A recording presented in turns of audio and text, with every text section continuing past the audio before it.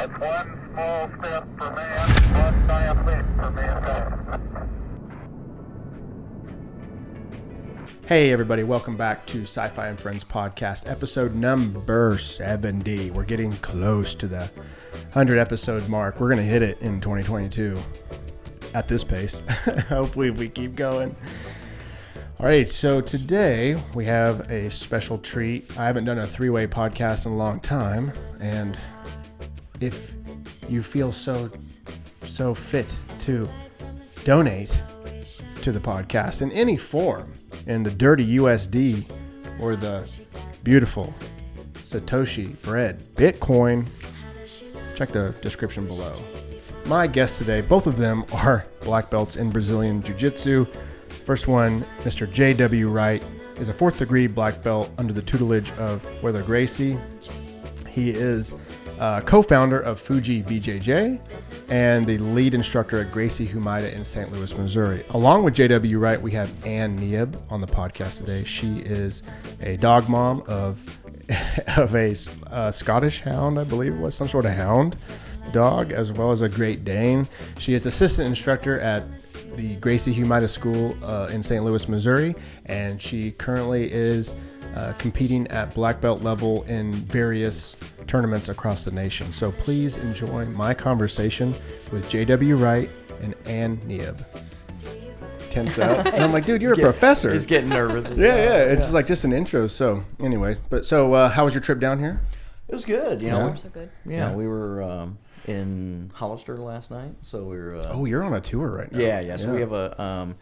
I'm trying to book it to where we can hit 3 or 4 schools at one time. Yeah, so that way in the area. In that area. So like we're going to Texas next month and doing a seminar tour there. But yeah, we had a bunch of different classes and stuff. Had a really, really nice time. Really good groups and met a lot of new people. You know, like not inside my normal group. So it's like the first time someone sees you teach, it's almost that like you're opening their eyes even more. It's like, I never even knew that was existent. Oh, no doubt. You know, where if you see the same instructor or you get used to their style, you let some things zone out. Where I think whenever you put yourself in front of somebody and they're like, hey, this is a special guest, you know, pay attention, and like they just get so much more out of it. So I think like the people who have been around me for 10 years are like, oh, maybe I picked up a little bit, but those new people are like, holy crap, what just happened? Their minds exploded. Yeah. It's a whole nother energy level that they're not used to. Exactly. Yeah. Exactly. I got that. I got that from you. You were my first seminar that I ever went to. Oh, that's awesome. But also Dustin and Dennis, like cleans. Yeah, of course. Yeah. Whoa. Yeah. I looked at Dave. I'm like, I didn't know that jiu-jitsu could be like that. He goes, I didn't know that. Yeah. Clean is a different animal though, man, Yeah. because we've both been around a super long time, but the person has their energy, right?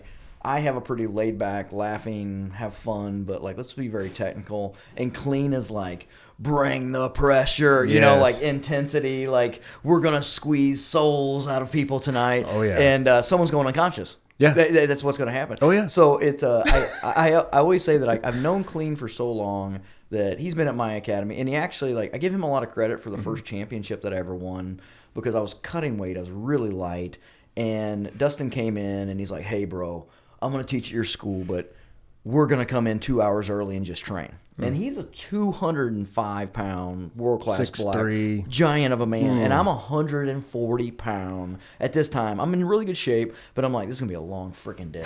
And I remember, like, we're training really hard, and I probably passed his guard. We were doing like a positional sparring thing 6 out of 60 times, right? Wow. I mean, that's... In my mind, I was like, I'm getting friggin' killed. And he goes, JW, you passed my guard. No other little motherfucker is going to hold you down. He goes, you're an animal. And I'm like, you're right, Clean. I am an animal. So like in my mind, I'm like, I'm giving up 60, 70 pounds. Yeah. Guy's world class, and I just passed his guard. And I'm like, I need to forget the other 50. Yeah, true. But it's one of those things where I'm like, that kind of mindset you need when you're wanting to be an animal, train with animals. And, you know, if like we're just having fun, and I've been on this tour that I've been doing, it's like I really tried to be more flow driven. And my whole concept behind it is like, you have to be able to train when you're injured. You can't stop training because your pinky hurts, or okay, I got a crook in my neck and I can't look to the left. Well, welcome to my last 20 years, right? Yeah. So it's like I'm trying to tell people, like, you can still get in there, you can flow roll, you can still drill, your jiu-jitsu can get better, you can become like a more technically advanced person if you don't quit. You don't take those times off. So I think you got to have both in your life. And me and Ann were just talking about this on the drive up here about when do you click that off and on.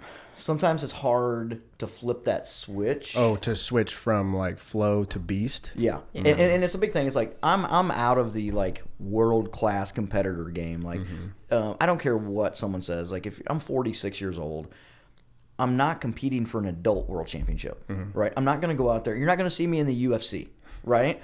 Where I can go maybe in the crowd with a beer in my hand, probably. But if you take yourself out of that and you're like, in jiu-jitsu, we can compete for the rest of our life at any age. But I'm going to go compete against some other 45-year-old guy that neck doesn't turn to the left, right? So it's fair. It makes it fair. But for her, she's like at the top of the echelon of adult black belt champions. The only people that she's going to fight in the semifinals and finals are other world champions. Right. So like we were talking, like she's getting ready for, what's the next big one? Hopefully Nashville, and then Worlds the first weekend of June. Okay. With emphasis on gi, no gi, both? Gi. Yeah, so the gi world championships is like, there's only a few Americans that have ever been able to put adult world champion at black belt. And I think it's important to know, like, people can put world champion. If you're 45, you're not winning an adult world championship. And the difference between an adult world champion black belt and a normal black belt is the difference between a normal black belt and a blue belt. Dear God. Yeah. So like the skill and what it takes, it's like to be an adult world champion is so great. So that's the challenge we have with her now, is like she's got this little window, I don't know, of how many more years can I keep up with all these young kids? Right. I'm almost 30, so Wow. Yeah. So like now's the getting old time for the sport. Yeah, right? now's the time. yeah. So we're trying to help her, and she did really well last year. She had some like, I think at anything, like when you break into the black belt or elite class, you're gonna have those days that you have really good days, and you're gonna have those days that you're like, do I belong here? Yeah. And I think that's every day for me. Exactly. So we did some tournaments last year that I think there was matches that she maybe could have won, right? And I think there's matches that no one thought she would win. Lavinia, I guess was the girl. She fought a girl that was like ranked number 1 in flow grapplings pound for pound, and beat her. And it's to win. It's a good sign. Yeah. So it's like yeah, we can do this. Yeah, this can be a thing. But it's just funny, like, to be able to flip that switch. What does it take? Right. What do you think, Ann? I mean, as far as I think that's what I'm struggling with right now. Last fall, I did tournament after tournament. It was September, November, December. So I never took that break. And then after December, I needed a break mentally. So I haven't competed since then. And now I'm in the habit of working with people, and I'm focused on helping and getting new girls in there. So now that I'm doing comp training again, I notice sometimes I'm like, oh, I just gave up that sweep. I didn't even fight. You get in that mindset of just working new positions and not fighting to the death for every little inch. Right. So I think that's the big difference. Like, you really need those super fast responses. And when you've gotten used to being a little bit lazy, for lack of a better term, it's hard to ramp that back up. It just takes a few weeks to get back into the groove of not giving anyone a single thing. Right. But to train at like that competition level, that's an incredible amount of energy, mental energy, physical energy to maintain that. Right. So if you're going in, like you said, month after week, that's that's taxing on a person. You need a break between those, really, for sure. And to process like what you've learned, the last match that you just went through, or the last matches that you went through, because there's so many lessons in there to pull from and integrate and go, okay, I can't do that anymore. Oh, she caught me here, and I'm going to address that. And that's an incredible amount of energy to address those things. Yeah, and when you're doing that competition training, I think you're not focused on getting better you're just refining what you're already good at. Right. So when you get to take a step back, now I can add stuff. Now I can have fun, try out different positions and see what else works rather than just sticking with what is my A game over and Right. over and over. And just So, drilling that and Right. just pounding that. Right. Yeah, I get that. You I can get that. practice and play around a little bit more. So. It's not fun for your partners either. Right. You have Yeah, Because right. you're like, I'm sorry, bro, I got to smash your face again. Yeah, You have but to usually be that's really why like selfish. schools have competition classes, Exactly, right? They set those exactly. aside. So Yeah, and honestly, it's like our school's a little bit different, from a standpoint of like, I think a lot of people try to split the sport or the art of jiu-jitsu into self-defense or sport, where we do it all, Yeah. and we put emphasis on everything. So it's like we really don't have just a competition team. It's like, okay, like, man, like last Sunday I run a comp training, and it was like 55-year-old dude that wants to test himself out for Right. the first time, and white belt that's like thinking about dying over there in the corner. but he's not Yeah. going to die, but Yeah. so it's like it's a fun experience. yeah, no doubt. So you're done competing? I don't know, man. I've got some Yeah. I've got some injuries that are going to really take a lot of time if I got to say it this way, if I decide to take care of it. Like surgeries? Oh, no. Yeah. So I gotta That's tough. I gotta figure out what I want to do. And I was just talking this morning. We had a private lesson with a guy that I've been training with for like probably 15 years, and he's like, "Do you think you want to compete? Is that something?" And I'm like, "I've always dreamed of becoming a world champion, because when I competed at the Pan Ams and I won that, it was the biggest tournament in the world. There wasn't a Masters World Championships. It didn't even exist. So when that kind of came around, I had a couple shots, and like I lost a 0-0 match to the 3-time world champion that I thought I won. And it's like, I didn't score points, so I didn't deserve to win it. But I knew what level I was at, and I Right. knew I deserved to be there. And that kind of put me in a mindset that even though I didn't win, I knew where I was at. Right. And that kind of helps me now going back, because I know the struggle that she goes through preparing and everything else. And you have to be happy with yourself. Like, am I happy with me and her relationship, with my relationship with my kids, the relationship that I have with the school? And you can't have 50 things, right? Yeah. You can't have 50 relationships and think, I'm going to be able to be good at all this. Right. So I'm pretty happy where I'm at. Again, I'd love to have but that's a dream. And I know I have the capabilities of making a plan to put myself there and be a champion, but I don't know if it fits into my schedule with Right. everything else I want to do. Yeah. So, And like you said, right? You know. I know. And I know. Yeah, well, I appreciate it. And it's just one of those things. It's like, do you take it would probably take me a year to rehab my body. So now I'm 47, Then it's like, okay, I'm going to win an old man 50-year-old world championship. Is it? Yeah, right. Why, man? Why? Yeah. It's like, do I give a shit about that? Not Yeah. really. It's like, Right. if you call me and said, hey, I have an elk hunt in Yeah. Colorado, choose that. And I go, I'll meet you in Colorado. Right. Any day of the week. And it's like, it's so funny. It's like, as soon as I realized that something like that gives me pure enjoyment, like hunting does, and I would pick it over probably winning a world championship. Wow. I was like, you don't really need it. Pretty clear. Yeah, you no. don't really need it. So Yeah. what I'll tell you is like, things change. Mental, maybe I wake up one morning and I just have that fire and be like, man, but I still train every day, multiple times a day. I enjoy the process of getting better. I'm really enjoying the process of being a better teacher, of testing things out. But yeah, we'll see. That's what I was going to say is from you, I get the vibe of you get a lot of joy from teaching people. Like these seminars, these one-on-ones, like you are like a guide to these trainees or these pupils, whatever you want to call them. It's pretty awesome, man. Yeah. So she asked me on the way down here, she's like, when was your first seminar? Because I don't know how many hundreds of seminars I've taught now. Yeah, right. And I'm like, I think I remember the first one. Like, I can't even think what was the first one? Yeah. But now my phone blows up 24/7 Yeah. with jiu-jitsu people needing some kind of guidance. Most of the time it's instructors and I'm putting out fires. And it's not, maybe the fire's not a problem. It's like, how do I handle this situation in the academy? How do how do I get my school to the next level? What do I need to do? And it's unending, the amount of information that I'm putting out to people.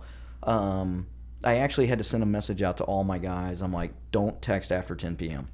Oh, wow. Yeah, because I'm like, jiu-jitsu guys are like, they're off the mat at 9, they eat, and they're at 11 o'clock, they're like, hey, in Spider Guard. I'm like, leave me alone. Yeah, right. You son of a bitches. Yeah. But it's one of those that's endearing. It's like, hey, guys, just text me in the morning. If you got a question, sure. I'll answer it. Right. But it's not really technical questions. It's like, how can I give them the mental support to be the best instructor they can be? And then my private lesson students, it's more no wonder technical. you said don't text me after 10 p.m. Like, how can you sleep with a question like that? I mean, I would be thinking of like, whoa, what could I say to that? It's my role in jiu-jitsu is a crazy one. Yeah, it really is. And I'm Ross, jiu-jitsu guy. Of course, it's either jiu-jitsu or a hunter, right? Hey man, I'm answering that one on you guys. But it's just a funny situation. Like I never. Just on a ride down here, I was on a phone call with some stuff on one of the businesses that we're trying to really think about where the future takes us. You and Ann? Not necessarily us. We're already shacked up. So I mean, she's already got me, man. I can't keep up with all the ways his brain goes. Right. Oh my god, I can't imagine. All the ventures. It's a nasty place in there. I don't know. But we have multiple businesses and. Joey Walters, one of my black belts, just fought on the Fuji World Pro, was the main event. He asked me, goes, hey, when you're making these plans, do you have the traditional 1, 3, 5 year plan? And I was like, when I started, I did. I'd be like, this is my vision. And now I feel like it's more of like, make my 1 year plan and hop on that roller coaster, and where it takes us, I'm not sure. Right. Because like, with COVID and how the changes and everything is, we've all kind of adapted, but you can't plan your life out that well. Right. I really wish you could. Right. It's like you tell a kid, go to college, spend 4 years, do that. Like you're getting them giving a push to say this is how you start your life. Yeah. But when you're thinking about, I want to spend the rest of my life doing one thing. Shit, man. Get me out of there. Yeah. So it's like, it's funny. Like I can kind of see, whenever I start a company, I kind of see like what I think the future will hold. But it always, like, it may be a day later, it may be 3 years later, but all of a sudden I'll get a click in my brain and go, this is the direction. And it's just like the sail ship is going, and I'm like, we're not going that way anymore. Right. Like, we're making that turn and we're going this way. And I can't explain that to people of how or why, but everything in the universe kind of meets up, and I see that vision and I say, make the turn. Yeah. So it's a challenge. It's a challenge to keep up with everything that I'm doing and keep it that way. Right. My mentor, Adam Ayers, would talk about people that he was on this board of college educators or whatever, and people would come to him and present their PhD work.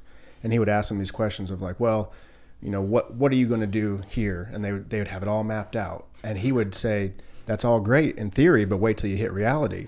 So his advice was to spiral your questions as you move forward. Start here, and when you get over here, ask those same questions, and do they apply to where you're going or where you want to go? A lot of times, most of the time, maybe every time, they don't. They don't line up, because you have to change just a little bit, because you've picked up some data that you didn't have before. When you first started out, you're like, wait a minute, this is here now. Now I'm gonna go here, and I never thought I'd be over here, and then you're way over here, and you get to this place where you're happy with the outcome, but there's no way you ever knew that you would get there. You couldn't see it. Not at all. And if I told you that, you'd be like, no, you're crazy. You tell me that Bill Gates sat in that little room and said, yeah, this is Microsoft. Bro, come on. You did your best on that first computer, and everything else started kind of spiraling out. He knew enough to make action, to take an action, and made that action, and then knew a little bit more to take a little bit more of an action, and then at some point it got out of control, and now it's in my pocket. So that's it. Right. So doing these seminars, when you go into one of these, what's your main goal? Add value into people's lives. So I think you get better with everything you do in age, right? And you hope you do anyway. Yeah. Right. And I really thought, like, on this trip down, I go, I've taught so many seminars, and then I'll come back, and I got a pretty good memory for, like, man, 3 years ago I taught you guys this. Right. Like, I don't know how that works, but it's in there. And, but I can't remember what she told me that I needed at the grocery store. Yeah, right. Damn, what's wrong with my brain? Broccoli. So on this one, like, I kind of told myself, like, if these people never see me again, right, what is the jiu-jitsu I would teach them? That's how important it is, right?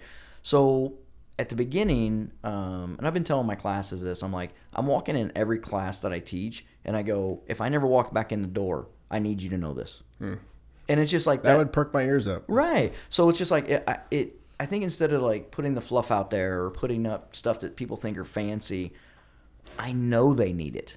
They may not know it, but by the time the class is over, they're like, oh shit, man. Yeah. I got that. I understand it.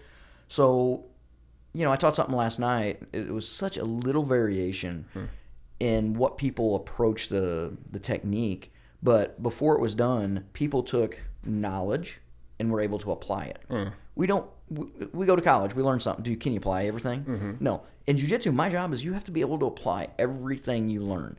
That is super tough because there's a lot of information out there.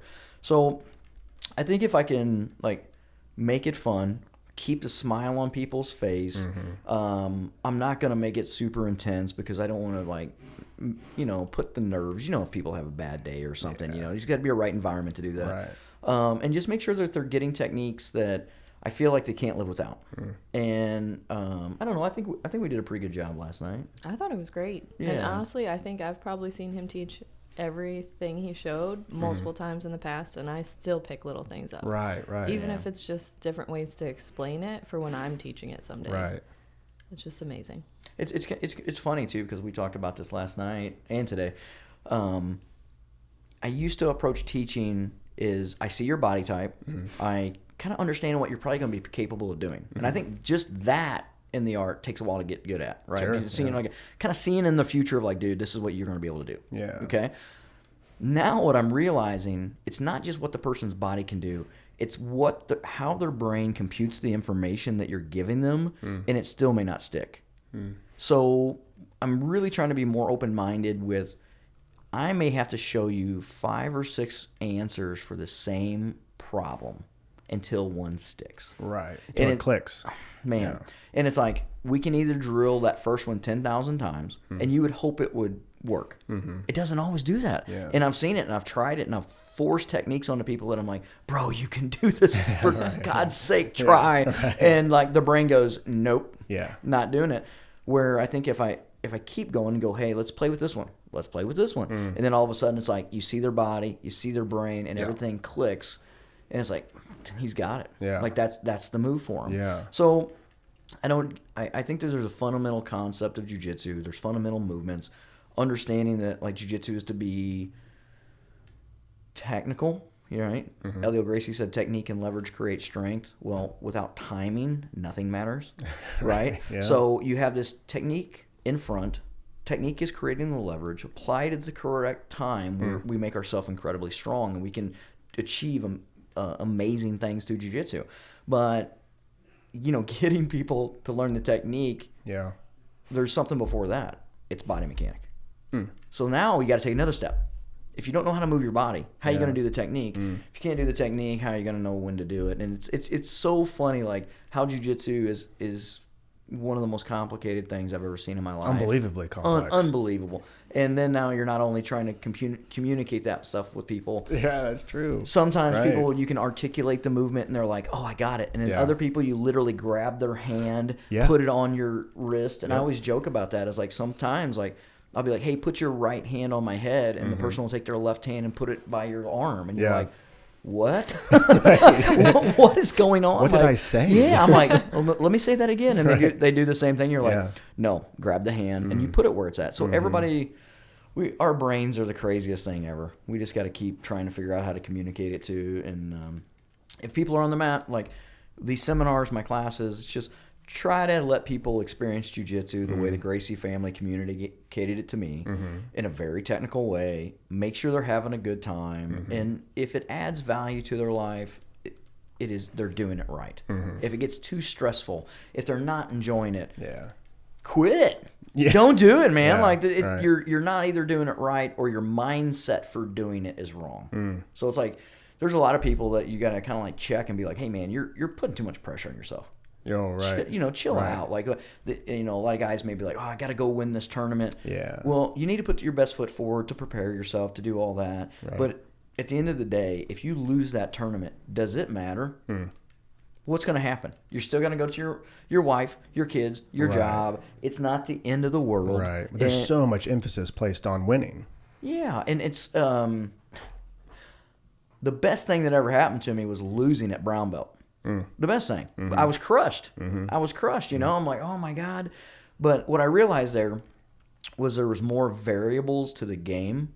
There was more going on within the whole jiu-jitsu thing that I didn't understand. And I honestly kind of got screwed in the match. And it's like I did what I was supposed to do. I just, other things I allowed to happen that I shouldn't have.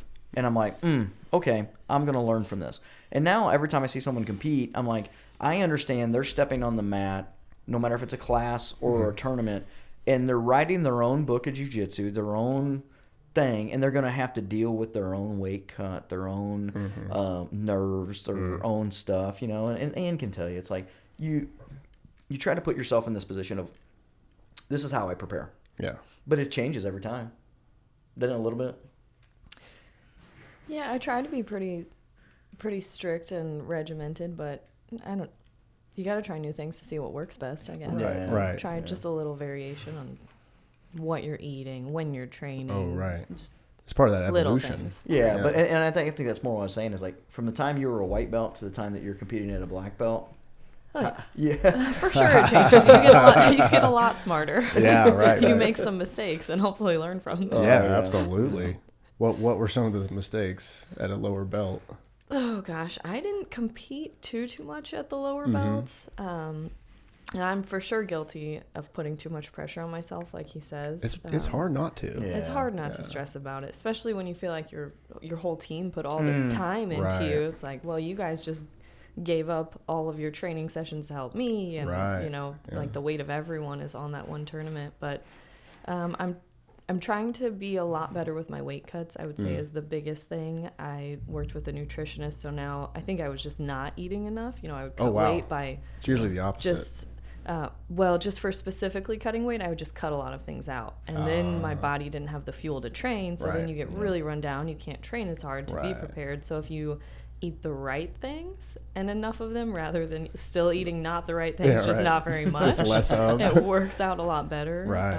And I try to actually take more rest days too, because if you just keep training and you don't ever rest, then I don't think you're getting as much out of the training. Right. So you still need to work hard. I still try to at least train 5 days a week, but if you give yourself a little reset, sometimes you can come back stronger for the next set. Yeah, no doubt. And do you teach too? Ann? Yes, I teach women's classes and help out with the kids' classes. So surely that has to help with training, mentally training, seeing other people do and make mistakes or overcome and learning how to teach too. I think you understand techniques a lot better when you're trying to explain it to someone else. You're like, well, what exactly do I do in that position? How do I tell them to move their body? So I think that helps a lot. Yeah, no doubt. And that's one thing I admire. That's probably the number one thing I admire about you is your communication skills. Oh. And then you just said how complicated jiu-jitsu is, and it's like, we'll try to tell someone that doesn't even know their left from right hand, like, but you do, and it's like, how did you develop that skill? God, I have no idea. Just born with God-given, baby. I guess, man. It's like I don't. I sure didn't get the height or anything else that God gave me. I don't know, man. I think that. I don't know. It's just. I look back at I was a salesman at one time, and I remember them giving part of my job was to go to this place for a week and do the training. And one of the corporate things, they brought this lady in from this Ivy League college to do a speaking class for us.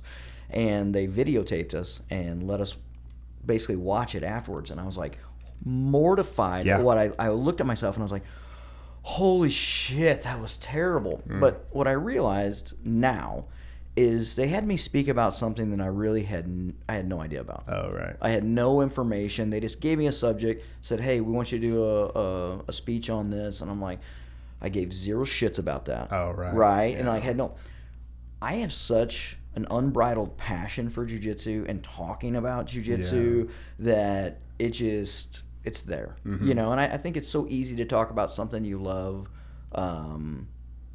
that it makes it you're passionate. I always say passion drives purpose, but purpose, leads you to your passion.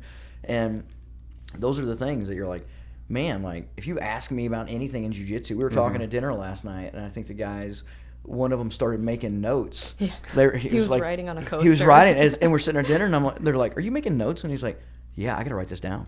And we're just talking, 100%. just talking about jiu-jitsu. And it's like, oh man, like this is just, I love what I do. I'm lucky. It's not easy. My job's not easy. I work really hard, but I'm super, super lucky to have a better half that does the same thing I do. Yeah. So it makes it very easy that we really don't have a lot of like jiu-jitsu conversations outside. Really? Yeah, but That kind of makes sense. Because like that's all we do. Yeah. But it's one of those things that we have so much passion for while we're doing it. Yeah. We're able to flip that switch. And it's funny, we were coming here, we're like talking about the podcast and stuff, and we're like, we should do our own podcast on New Girl, the TV show. I don't know if you've ever watched it. I know it. I haven't watched it. God, go watch it. PSA to the world, watch New Girl. So like there's 2 shows that we can turn on, and we just laugh our ass off, and you're kind of transported to just like pure silliness. Yeah. Right? Yeah. And I'm like, we have so much fun when me and her just talk about this TV show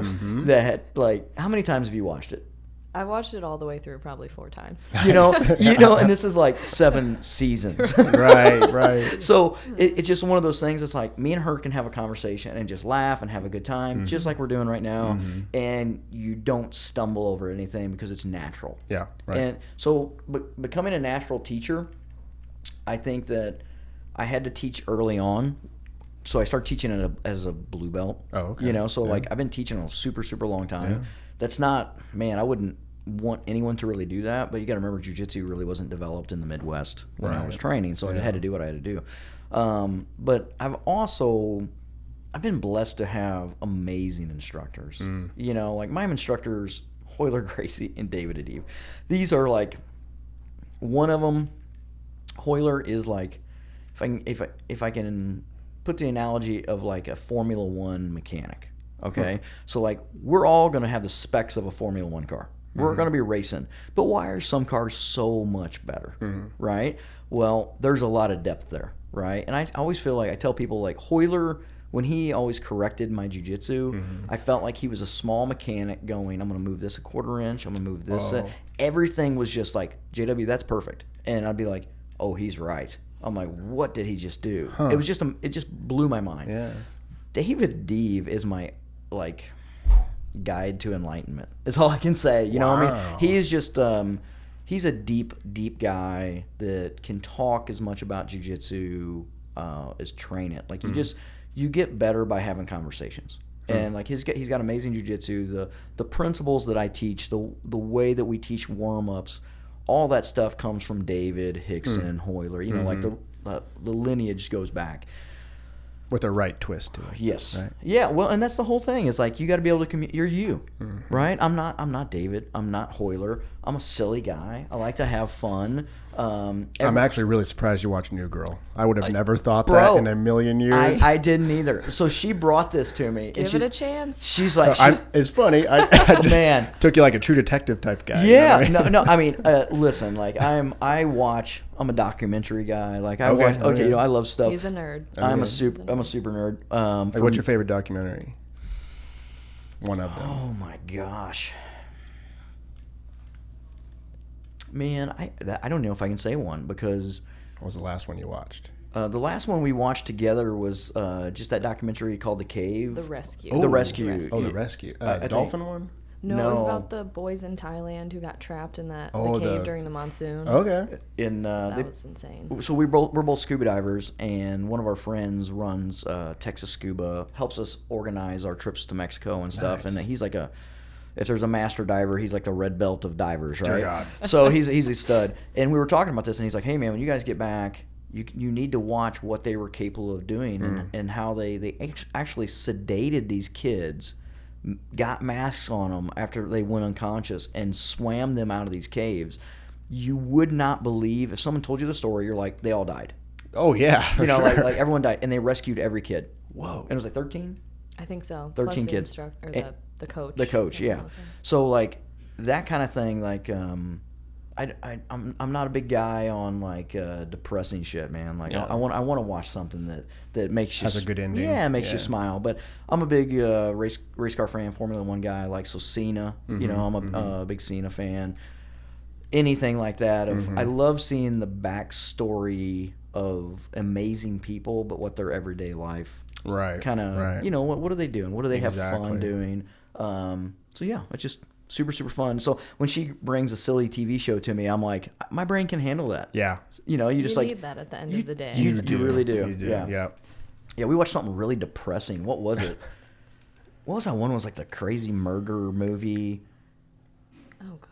I don't remember. But Tiger anyway, King. No, no. One but of them was True Detective. it was True We Oh Detective. yeah. Yeah. That was gnarly. yeah, and It was she. good, but it was very dark. Very man. dark. It was so Yeah. dark, and she's like, "You want to watch something else?" And Yeah. Right. Put on SpongeBob. Please. Exactly. let's get something light here. So it's, Yeah. I have nightmares. yeah, it's funny how, you know, you just can't put that much. I've always been this thing, like I will not watch shows that have like even fiction shows that Yeah. are like kids get hurt Yeah, or that's- something. You yep. know, I've heard that a lot. I just get fucking pissed off. Yeah. like I'm like you know, it's like, so when I really hear people like hurting kids or beating Right. women or something like that, I'm like, you just want to go take care of business. Yeah. You know, and I'm Yeah. like, yeah. Anyway, that's the kind of the stuff that I just, man, I'm not going Right. to waste my time putting my energy into. I hear that a lot from like parents, obviously. Yeah. Like, it doesn't hit me because I'm not a parent. Yeah. I mean, obviously, I'm like, well, this is bad, but sucks, it just but- doesn't affect me like it would if you like are Yeah. thinking about your own Yeah. children or your own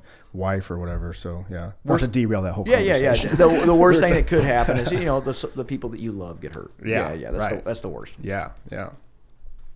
That was a really good conversation. I just had to ask about the documentary. Yeah, yeah, We yeah. were talking. Man, I wish I could remember someone because I've watched so many. Why did they I love knock him out? Why did they unconscious? ahead. Just because it was cave diving, so they were Not to very freak very out? skilled divers, right? And they were like, they're gonna panic and then use up all the air. So if they were knocked out, their breathing would be steady and Right. the oxygen would be enough to get them out of the cave. That's the only way you'd if get I me out. remember correct. Well, Agreed. the crazy thing is like the Thai government sent their Navy SEALs and a guy died. Oh God. So it's like, okay, Not a good sign. their best divers were like, we're not doing this. And so they actually hired guys that were from like Australia, and these are just normal guys. And I think there was 4 or 5, and they're like, these are the only people that have a chance of doing it. And even the doctor that sedated him said, all these kids are dying. Oh. I mean, they no one really believed. They're like, this is the only way we can do it, and we don't think it's going to work. They tried to put masks on the kids, and they were like freaking out. They're like, let's give it a shot. So it was, again, like, what an amazing story. But, you know, I don't know, man. People are amazing. If you put They really people in are. a situation Yeah, and they you're really like, are. man, we need to figure this out. We're going to figure it out. Yeah. So it's pretty cool. That's one of the things I've learned doing the podcast. Because at first I was like, well, I don't have any, famous people to bring on. I'm thinking of Rogan and all those guys. Oh, yeah. They're, every friend they have is somebody famous. And then the longer I did it, the more I'm like, whoa, people are just interesting, like just normal Yeah. people. Oh, yeah, And you get to 100%. talking and digging around, just like I didn't know you were into to these things. I didn't know you were a scuba, or you both of you are a scuba diver. Yeah. And things start to bubble up that you never knew about, and new avenues. So there is definitely something to be said just about humans in general and how amazing they can be and really are, even if you don't think you are. Extraordinary. Ordinary people doing extraordinary things. Yeah, that's the best. Yeah, yeah. It's like the hero inside. Yep. Yeah, that's very cool. You said you started training or started teaching at Blue Belt. Yep. Was that obviously it was good for you, but you said you wouldn't recommend, because I'm blue belt, and Yeah. I've talked to Dave about it. Yeah. And just like the kids class, I thought maybe I could start there. Yeah. Would you recommend? Yeah, I think helping teaching classes is one of the best things you can do. Yeah. I don't suggest anyone running a school. I wouldn't want to do that. But at the same time, like, there's circumstances that sometimes, like, that is how it all pans out. I wouldn't change my journey. And if I could change my journey, I'd have Royler Gracie be my instructor, standing behind me for like 10 years, fixing everything. So I wouldn't have, it would just help me that much more. But the reality, he lived in Brazil. There's a little bit of a problem, a little bit of a commute. So it's just one of those things where it's like, I had to teach because there was no one there to teach me. Oh, right. And I'm like, well, I would take quarterly trips to train with David or Royler and get all the information I could, review the heck out of it, bring it back, and then teach my little group that I had, And I was already a black belt in Sambo, which is kind of a weird thing because Sambo's a Russian wrestling martial art. But when they came to the United States, they gave it rank. So the way they approach it in Russia is like you're a competitor and then like a master of sport if you really get good at it. But there's no real belts. Okay. Right? Okay. So once Americans got a hold of it, they're like, let's Americanize this and do it, So then there's a belting system, but I enjoyed it because it was grappling. There wasn't any Gracies around my corner, so I did that, and it helped me prepare for other techniques later down the road. But as soon as I found Royler and David, like the teaching methodologies all changed. It became more of like keeping our training partners safe, understanding the techniques. And just like this trip I'm on now, it's like putting emphasis on things that maybe people wouldn't think about. Of like, man, you're a little hurt. Keep training. Come on. It's like, can you come in like, okay, my wrist hurts. Yeah. Tape that thing up. Tape it to your body if you have to, and use your right arm. If it's your right hand, use your left arm. Get your left side doing something. So, if you go into the Jiu-Jitsu Academy, by the time you walk out of there, you're probably got a smile on your face. You're like, okay, like that was time well spent. Sure. My body feels good. Got a little workout. Now now I'm ready for the good sleep and hopefully the next good day. Right. But yeah, I think helping teach. You started at blue belt, right? I filled in a little bit at blue belt, but I took over women's classes at purple belt. Yeah. And I think at purple belt, like that's when you've kind of got your hold of yourself. Right. Like blue belt, you're well-rounded. You know the guard, the passing, that stuff. And then purple belt, you start dragging people into stuff. Yeah. A little bit more control. So I like the guys to teach you a little bit here and there at purple belt and stuff. Yeah. I think it'd be helpful, and I'd probably doing the kids classes to me would be like the best place to start. It is probably the best place to start because now you have to put even more emphasis on safety. Oh, right. Yeah. It's like you can't let little and kids get simplicity, right? I mean, you're speaking to these, right, to put it in a more, If you can teach a kid, Oh my you can God. teach anybody. Yeah, right. It's a good sign if you're teaching these kids. It's so hard. I get flashbacks of some kids' classes that I'm like, man, like a lot of times the parents just want the kids there.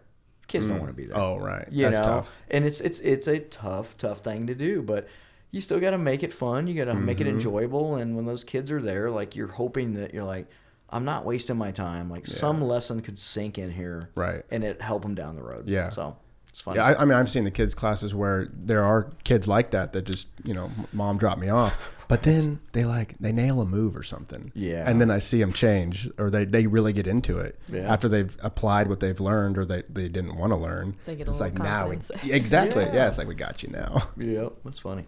So I know you say to train when you're minorly injured, but what about a major injury? Like I tore the pec and had to go get surgery and stuff. Like I'm very apprehensive about going back. I mean, I have been going back, but every time I slap hands, I go, no arm bars, no Kimuras. Yeah, and I think that's what you have to do. Like at the end of the day, like I had ACL replacement years ago, and I was on the shelf for, they told me 6 months. I was back on the mat 3.5 months. Probably was doing a little too much, but I think there's like, you got to listen to your doctor. The doctor tells you don't do something, and you have surgery, major injury. We had one of our guys he had a neck problem that was like pre-existing, and I'm like, bro, listen to your doctor. Yeah. Don't do anything silly. If you want to come in and just sit on the wall, talk to people. Mm-hmm. You know, it's good to be around positive people. Do that. So I think you have to. You look at it, major injuries, like listen to your doctor, do what they say. And I gotta say that most of the time. I look back on this and I'll never forget it. Like I hurt my back, and wasn't doing jiu-jitsu. And I went to the doctor and he goes, "You gotta have back surgery." I'm like, "Oh my God, back surgery!" And I was in early 20s. Oh no. And I was like, "Oh my God!" I went right to the chiropractor. The chiropractor set my ribs back in, and I felt perfect. And I was like, "That doctor is kook." Like he was willing to, you know, put me through surgery. Yeah. Probably to buy him a boat. Yeah. Right, that prick. His second And and like I would have been screwed for the rest of my life. So doctors aren't the all-knowing, and we got to kind of keep that in the back of our head. But it's like you blow your ACL, like you probably ought to go get it fixed. Pretty clear, yeah. Yeah, and I say that because I have a blown ACL right now on my right knee. And it's like I'm still not going to get it fixed, but I can do everything. For the last 2 years, I roll with everybody, but I know I can't get into a wrestling scramble. You know, I'll lose the that it will become unstable at some time during that. So probably over 2 years, it's slipped out again a couple times, but I've not been on the shelf for 6 months. You know, I'm not out of the school, so don't listen to me. Do what you want to do. Yeah. Live your life. But, you know, I have no ACL, and I was able to hike through the mountains of Montana for 7 days. So You sound better without it. I'm fine. Right. It was holding you back. Right. Yeah. You needed to beat that broke. Exactly. What would you say about the mentality part of it, though? That's part where I'm struggling the most. Is I do not want to repeat that whole situation of So let me ask you this: what created the situation? The injury. So was it neglect on your part? Was it just? Well, it takes two to roll. Right. That's not even next part. Neglect Yeah. on theirs. Was it just a common of both of you? Maybe is both of your fault or something like that. Like what definitely caused both. it? Definitely Okay. both. Okay. And this is me. It happened about a year ago. Okay. So I've had a good year to think about this and dwell on it. Because at first I'm like, you fucker, what the heck? Right, I blamed right. him big time. Yeah. And then after I went down in the surgery and reflected, I'm like, wait a minute. It takes two to roll. Like, Yeah, I was 100%. part of that. You know, it's not like he just hopped on me and did it. Right. But there is fault on both ends. And I got a vlog coming out about it, so I don't want to go too deep into it. But it was mainly a partner that rolls really hard and uncontrollable. Yeah. And so, yeah. Well, and that's an important thing. Like, it's unfortunate, you know. It's very hard to tell people that are aggressive to calm down. Mm-hmm. I have no problem saying that, though. Okay, so if I feel like some guys are getting after it a little bit, then I may be like, guys, come on, like slow down. But as an instructor, it takes you a long time to have that confidence. And then what if the instructor's not there? Maybe someone else is running the class, and you two are going balls out, and you're like, man, he just got hurt. Shit. So you know, jiu-jitsu is a very rough combat sport, but accidents happen. And of course, like you said, there's two to tango. Yeah. I've seen things happen that are like, it was no one's fault. Yeah. You know, but you just learned a very expensive and hard lesson. Painful. Yeah. And you got to hope that so did your partner. Yeah. And if your partner didn't, he probably doesn't deserve to be training there anymore. So it's like, those are the times it's like, man, I hate that. The first time I blew my ACL, I literally came in, it was like, man, 20 degrees outside. Told the guy, I go, hey man, I'm getting ready for an MMA fight. It was like my second pro MMA fight. I go, I need to throw straight kicks at you and make sure you don't pummel my leg. And I showed him exactly what not to do. The stupid shit did exactly what I told him not to do, and my knee pivoted and my ACL popped. Oof. So it was one of those things where it's like, I'm not a, you know, did I yell at him at the moment? I probably did. Yeah. But at the end of the day, I'm like, I probably should have picked a smarter partner. Yeah.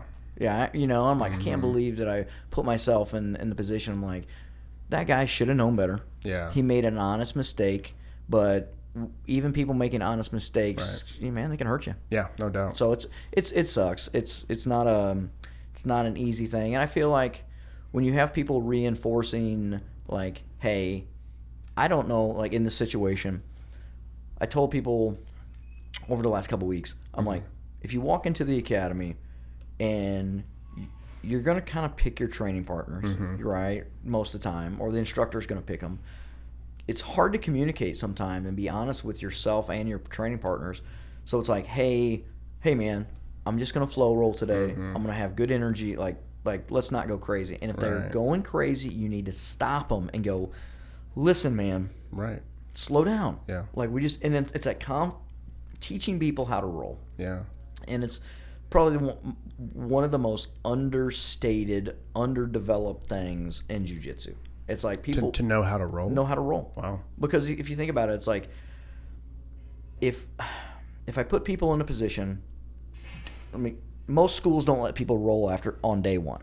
Okay, most people, like, a student comes in, they're rolling. I do, because I'm teaching them at day one. Yeah. Like, hey, this is the pace I'm going to set. I take every new student, I make them watch the first round of my class at rolling, and I go, first thing I say, this is like written on paper that it's not, right? I say, do you see how slow they're going? Do you see how controlled they're going? Right. And I'm setting this reinforcement in their brain. And I'm like, hey, we need to go slow. We need to go controlled. See how this new person's having a little bit harder time with breathing. We need to breathe. We need to, and I always tell them, I'm like, you're not here to win. You're here to learn when you're behind and when they're going to let you be ahead. And I'm like, after that round's over, I grab a advanced belt, purple belt, brown belt. I go, this guy's going to roll with you. I go, and I play a game. I'm like, you're going to pass his guard. Stop after 3 minutes. He's going to pass your guard. And they're like, okay, what's the guard? Yeah. And they get to explain a little bit. And then that advanced person sweeps them a couple times, right? Nothing big. And they're winded. They're trying too hard. And they're like, slow down. And that's how you set the tone, right? Where, man, it's everybody's going to have their way of doing things. Yeah, it's like, okay, buddy, here's arm bar, go. Yeah, right. Oh, God. That's why I feel bad sometimes that my teaching methodology isn't the way, it's a way, and people probably go into some jiu-jitsu academies and get a bad experience and then never come back. Yeah. And that always bothers me. It's unfortunate. So I'll get emails from friends that have tried classes, out of state and stuff. They're like, this is what happened. And I was like, what? Yeah. Can't even believe that something like that would happen. You really can't. But at the end of the day, you're like, man, I understand why my teaching, like, other people want to follow me because I understand, like, my methodologies are working. And it's like, do you want to excel at self-defense? I'm going to help you get there. If you want to excel at sport jiu-jitsu, I'm going to help you get there. And I'm unique in the way that I feel like Gracie Humaita has done a good job of keeping the tradition of understanding how to protect yourself, but also being able to play the game of jiu-jitsu. And that's awesome. It's super cool. Like, there's millions of people out there doing sport jiu-jitsu, and I hope that most of them find the time to be like, what happens if someone tries to punch you? There's a difference. Yeah. Right? Sure. And the people that aren't, I feel bad for. And it's like, it's okay, you're playing a sport, but, ping pong's a sport too. Yeah. You're probably gonna get your ass kicked too if you get in a bar fight or something. But that's the kind of thing that's like, it's fun. Yeah, yeah. I mean, to be fair to my partner, like, one reason I chose him is because I liked how fast he went. I liked that chaotic bull ride because we would be flipping all over the place. Yeah. And it was a case of what is it in the Dark Knight? An unmovable object hits whatever it is, but it was the perfect arm bar and then the perfect roll up into the arm bar, and just that momentum ripped it off the bone. Yeah. Oh, so gosh, yeah. But what was? But that's the thing too. Is like, and what I said last night. I go, you got to know when you're in the mood for that. Yeah. Like, man, sometimes I want to go. Yeah. Me and my black belt Sean Woods, I always joke about this. Early on, we'd say we don't know how to flow roll. We just go. Yeah. It's like we're just going. But now, like, I have to understand. It's like there's a time and place for that, and a time and place for flow rolling, and a time and place for self-defense. And jiu-jitsu gives you the opportunity that there's a time and place for everything. It's just a matter of you putting your priorities for those everythings. Yeah. Which is ironic that you say that, because earlier in the training session, all I was doing was flowing. Like, the most flow, like level 1 flow. Right. I'm talking, get a choke and then you just let it go. Yeah. And so we went from flowing into this to death match. Dude, it was. Yeah, it was. It's been a interesting experience, and like you said, it's painful. And the lessons that I learned, like invaluable lessons, mentally, physically, spiritually, but incredibly high cost. Oh, At my an God. incredibly high cost, you Yeah. know. But yeah, it's been good. As far as like the striking and self-defense that you also teach, you know, with the weapons and everything, I like to say that jiu-jitsu is like a gateway drug. You know, it's literally the gateway martial art. you Yeah, know? for sure, man. Because for you're sure. like, oh, I feel really good on the ground. But what happens when someone throws a punch at me? Right. And you kind of trickle over here, or a Yep. kick, or you know, whatever. So, for sure. Yeah. So how did that get started? As far as because I filmed it. You guys got the pistol Yeah. whipping and the knife and like all kinds All of of stuff like yeah. that. Yeah. You know, that is part of real Gracie Jiu Jitsu, Gracie, you know, Elio Gracie Jiu Jitsu. Go back to the beginning. There's always been a curriculum of learning for when they say the curriculum, it's really like the moves you need to understand for the self-defense concepts. Okay, so that includes defending the knife, the stick, the gun, Sure. all those things. We just had a 10-day course that was kind of cool. That we had it 5 days at my place, 5 days at Ronnie Page's school down in Ozark, and Master Royler came here and spent like 12 days with us. Wow. And that watching a true master of jiu-jitsu teach it, and this course had 36 people, and he taught us how to teach it. Okay, so I've been lucky enough to I've done all those moves for 20 years, but I've never spent those 10 days doing it. And Royler, he has this system. He goes, people are like, hey, can we do it in 5 days? And he's like, 10 days. And that's it. And you don't understand it. And you're like, why the hell do we have to do this for 10 days? Yeah. And after 10 days, you're like, I get it. I'm so sharp. I'm so good. Like, Ann did it too. And like, what'd you think about it? I mean, it was just amazing.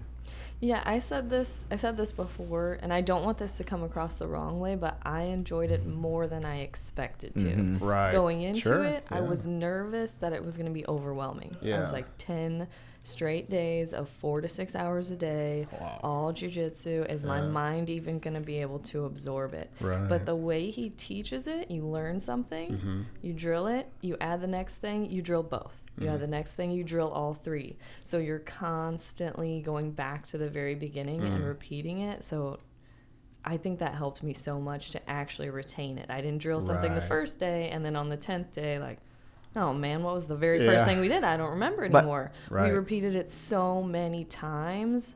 Yeah. And his details are just crazy. Yeah. Unreal. But like at the beginning, like, so the first day you review, and then like on day 9, most of it is like, okay, let's review these 100 things. And The he's review like, takes you an hour. yeah. And it's like going full speed attack, like boom, boom, boom, boom. Like we're going through These all of them. black belts. Almost all black belts. There's Yeah. a few purple belts, few brown belts. Most of them, I'd say 30 of them were like come from our affiliated Yeah. group, and then like 6 people. We had people from Arizona. Okay. Where else? My gosh, Omaha. It was open to everyone in the Sure. country, and it was kind of sad. Like some of our friends from Australia was supposed to come in, Canada, but the world still not traveling wise. But that's the kind of thing that it allows you to see that, man, again, we're lucky to have an amazing instructor, and we're trying to do the best we can to keep that legacy of real Gracie Jiu Jitsu alive by teaching it as well as we can. Now, I'm never going to be at the level Royler is, but at least I can try to honor him by doing the best we can. Right. Yeah, it's cool. It's something about that long term part 2, like 10 days. I feel like that's when breakthroughs happen. Because if you have a 1 or 2 days, you go home, you watch some new girl or something. Right, for but sure. if you keep going and you're like frustrated and you're trying to put it all together and more information's coming at you, it's like you have to dig down to a different spot and put it all together. And by day 10, like you might have never got there without those previous 9 days of intense training. 100%. And you see people that some of these guys didn't have haven't reviewed as much as others. Yeah. And at the end of those 10 days, like it's hard to see which ones didn't and didn't. You know, like these guys. Right. Oh, you know, right, I mean, right. everybody's so sharp. Yeah. Because you're just like you're covering. And I think that's the difference on self-defense. It's like we know if we do jiu-jitsu, right, that you got to practice, you got to drill. that makes the body mechanic awareness is there. Yeah. But when you start taking weapons into the effect, it is a different world. And Yeah. you got to be super, super real. And, you know, you saw me do the gun stuff that I really I thought it was kind of funny. You sent me that message at one time. It was like, hey, man, there's some, like, we got really good feedback on the video that we did. And there were some funny comments. I never read any comments on the YouTube channel. And a guy was from Australia. He's like, why do you Yanks need all your guns? I remember that. And I was like, sorry, man, it's America. Yeah. Right. I love my guns. But that's the kind of thing. It's like, when you don't, you know, like you realize that we are in America, we have all these guns. Like, what the worst case scenario is, like, we are an unarmed person fighting an armed person, that is a losing battle. But you better try something. Yeah. You better keep yourself in the fight. And I think that the curriculum that the Gracie family has put out there, and it's been this, like, relatively the same for decades. It's just fundamentally very simple, very exact, but it's like, it's nothing crazy. You know, it's like, It's not Steven Seagal. it type isn't. stuff. It isn't, man. It's like, if the gun, you know, it's crazy. Like, if the gun isn't touching you, you're probably not fast enough. And it's like, we've played with this before, and with like sim rounds and different stuff. Like, really? Oh yeah, man. Like, I'm not gonna. It's like Tim Kennedy type stuff. Yeah, I'm not gonna. And Tim's in part of our association. Yeah. He runs the Gracie Humaita school. If you don't know, it's scary. Yeah, The unknown is scary, Sure. right? So I want to know. Yeah. Like, let me know. So it's like, just like we put white T-shirts on and take plastic knives, but we marker up the knives with red and see where we got cut. Wow. So it's like, those are the things that you're like, I believe in those techniques because I've drilled like that. Yeah. Where I think a lot of people can watch a video and go like, that's not gonna work. Well, Or but you you said sound it earlier. crazy, It's like, yeah. why not? You got to try. You It gotta might do not something. work. You got to do something. You know what I man. mean? It Yeah. might not work, but if you do find yourself in that situation, better to have a little bit of something to draw on. Yep. Scariest thing is being in a situation you've never been in before. Yeah. So you better try. Yeah. Even if it is comical. I think probably what you guys have is there's no delusion. Yeah. You know, it's like, okay, in this situation, it's not good. Not good at all. But here's what we're going to try. We might get stabbed.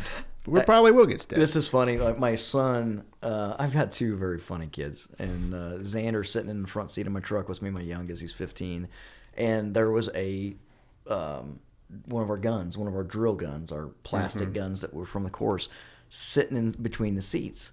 And I pull up to a stoplight, and next thing I know, I've got this gun pointed at me, and he's like, "Let's see you take it away." Oh, wow. And I go, "Buddy," I'm going to lose that battle. Right. I go, "But do you want punched in the face?" And he's like, "Oh." right. But so it's one of those things where it's like, you know, it was very comical, it was very Yeah. funny, but I'm like, man, what a terrible situation to be in if that Right. really did happen to Yeah. you. And you start thinking, and it's like that Detroit urban survival guy. If you guys haven't watched that shit on YouTube, Oh, no. oh my god, Not the dirt. Is it dirt? Is it the? I think that's it. Okay, Yeah, it's like, it's the most ridiculous gun defenses in the world, but it's hilarious. Yeah. And you got to realize, like, when someone might watch our videos, and we try not to put a lot of that stuff out online because you can't explain the perspective that we're trying to teach from, Right. and be like, let me paint the picture exactly to you. Yeah. And then once I teach it to you, you're like, man, I get that. But if I show you a 10-second YouTube clip, you're gonna be like, that's dumb. Yeah. You know. So I think that's like anything, and yeah, it's fun. The weapons are a different animal, but I don't want to be unversed in any range of combat. No doubt. You know, that's the whole thing. And you're saying that the weapons are part of the Gracie Yeah. curriculum? Yep. So you won't. So it's see, like a hidden, uncharted. I've never heard that. Yeah. What's funny is it's not like it's advertised out there. Not at all. You know, and it's there's not that many people that take the time to do that course with Royler or work one-on-one with him. Okay, so there's only so many Gracie brothers. You know, you got Hoyce, Royler, Hickson, all of them know it. The same course that me and her just completed, they paid Hoyce to go teach every Navy SEAL team. Wow. He spent a month in San Diego running every Navy SEAL team through that same course. Whoa. So, you know, like, if they're doing that somebody believes in it. Yeah. You know, so it's very interesting to know, okay, is it available out there, right? Now, why doesn't someone put a video out and say, here you go, here's the information? Yeah. Because you're not going to train with us. Like, at the end of the day, like, you're going to see something and you're going to take 70% of the information visually, but are you really going to be able to do it like we did for 10 days and be so sharp and know all the angles? It's almost more dangerous for you to It is think you more. know what you're doing Right. and not really 100%. understand it, so you do it wrong. Right. So, I mean, it's secondary is if you put it out there for people, you know, there's a lot of shit people in the world. Yeah. You know, and like, why do you want shit people to have that? Yeah. Where- Oh, you know what I mean? Like, Oh. so it's like, okay, I'm gonna teach I see. terrible. I'm gonna let terrible people have my Secrets. secret. Well, not Yeah. even in my secrets. The information that's designed to protect the smaller person. Or, Yeah.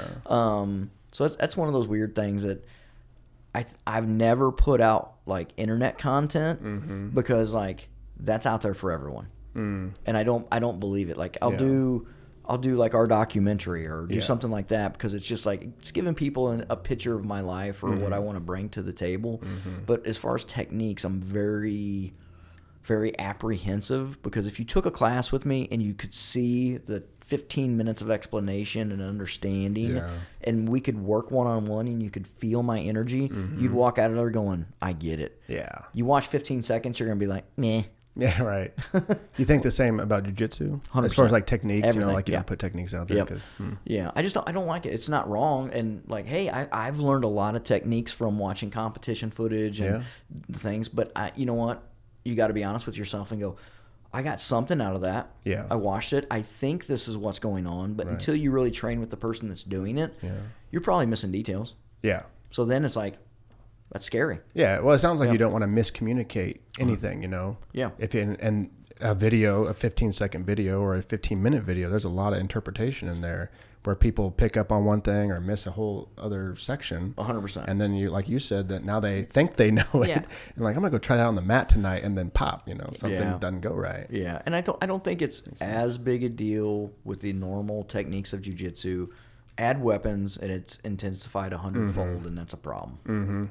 Well, it's kind of like build it and they will come in a way. If you have a class like you, or what'd you call it, retreat maybe? Yeah. What'd you call that? Yeah.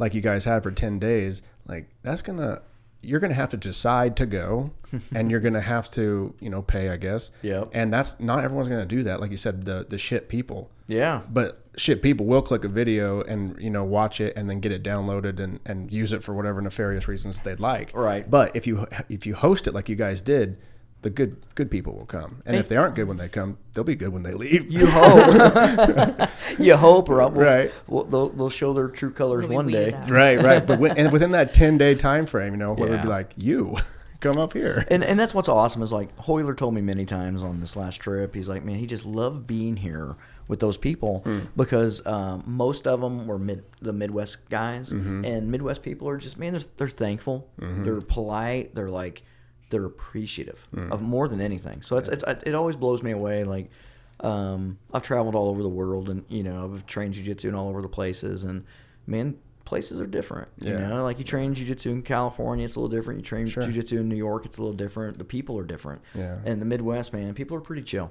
That's why it'd be hard for me not to teach jiu-jitsu here. Yeah. Unless it was on a beach in Florida. Yeah. Right. I hear you. That might be happening. Is that a retirement plan? I don't know. Right? I don't know. We'll see. We'll see a long time from there. I think maybe part of that's because in the Midwest we, you know, historically don't have a lot of options. Yeah, With martial arts, like when you first started, Yeah. you know, there was nothing. Yeah, exactly. yeah. So same within Joplin, like we have 3 good schools, I would say, maybe more, 3 that come to mind immediately. But that hasn't always been the case. It's maybe been 1 or none. Yeah. And we'd have to go to Tulsa or St. Louis. Right. So I think, you know, the Midwest is very thankful just to have something. Of course. And it's getting better and better all the time. I would argue it's getting better than I can't say that. I'm only blue belt. So. I would say jiu-jitsu everywhere is amazing. Yeah. There's no hidden jiu-jitsu, meaning like when you talk about the competition scene of it, there's great jiu-jitsu everywhere. Yeah. And all like every team has some very outstanding people. The information that's being communicated to this generation of people are so lucky.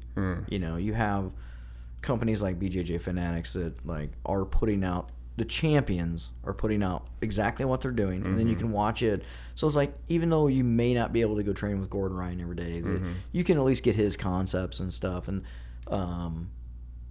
the biggest thing is like, you have black belt instruction. Yeah. That's the biggest thing. Like if you have the ability to go train with a black belt on a daily basis, you're doing what 15 years ago no one had. Wow.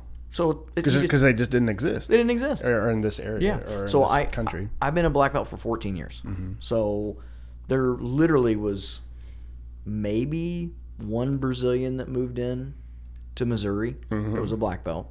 And then I think a couple others came and left because they realized that Missouri has a winter.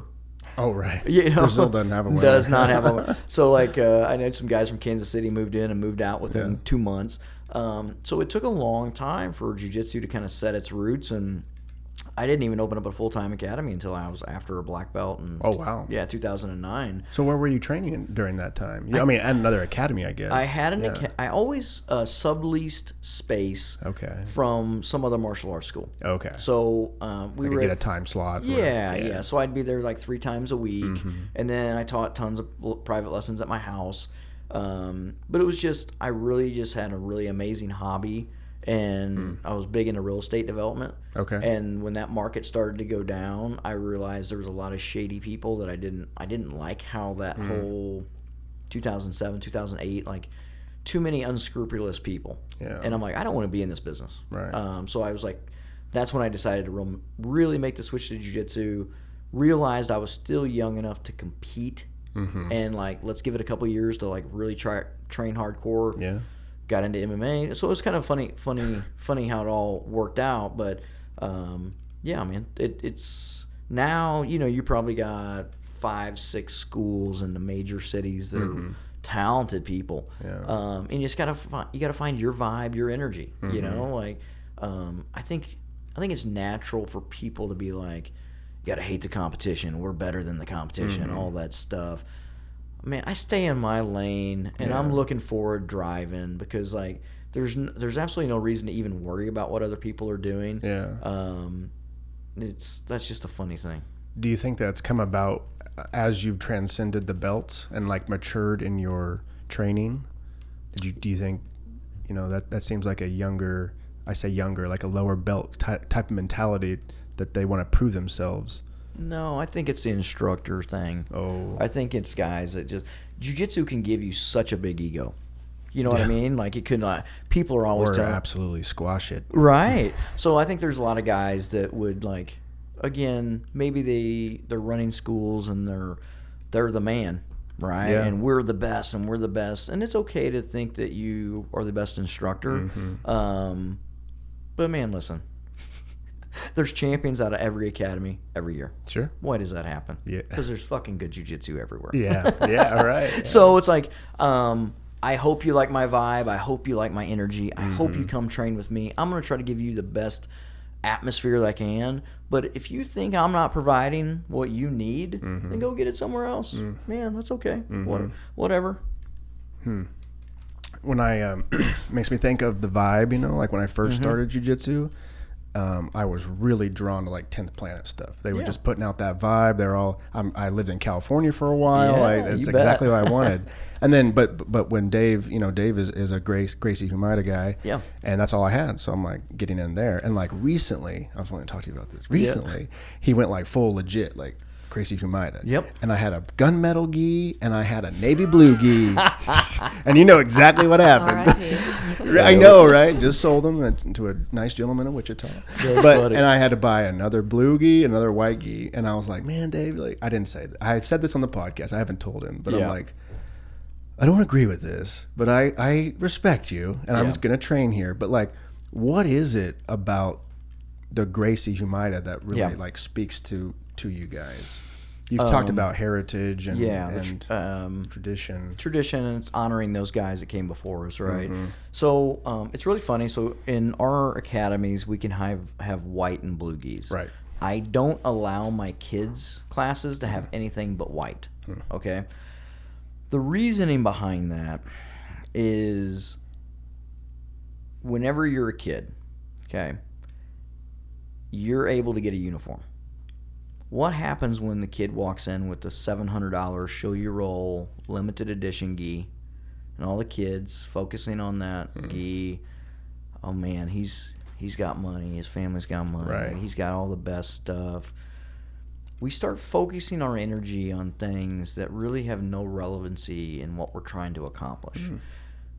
Let me ask you this: what made you buy the gis that you liked? The gunmetal grade gi. What? Bro, it made me feel cool.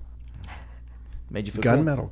Right. Imagine. Pretty cool, right? It was super cool. So if you start, and this isn't right or wrong, but I feel that it's very easy to, why is my car black, her car red? What? It's just options. It's just on my consumer choice, right?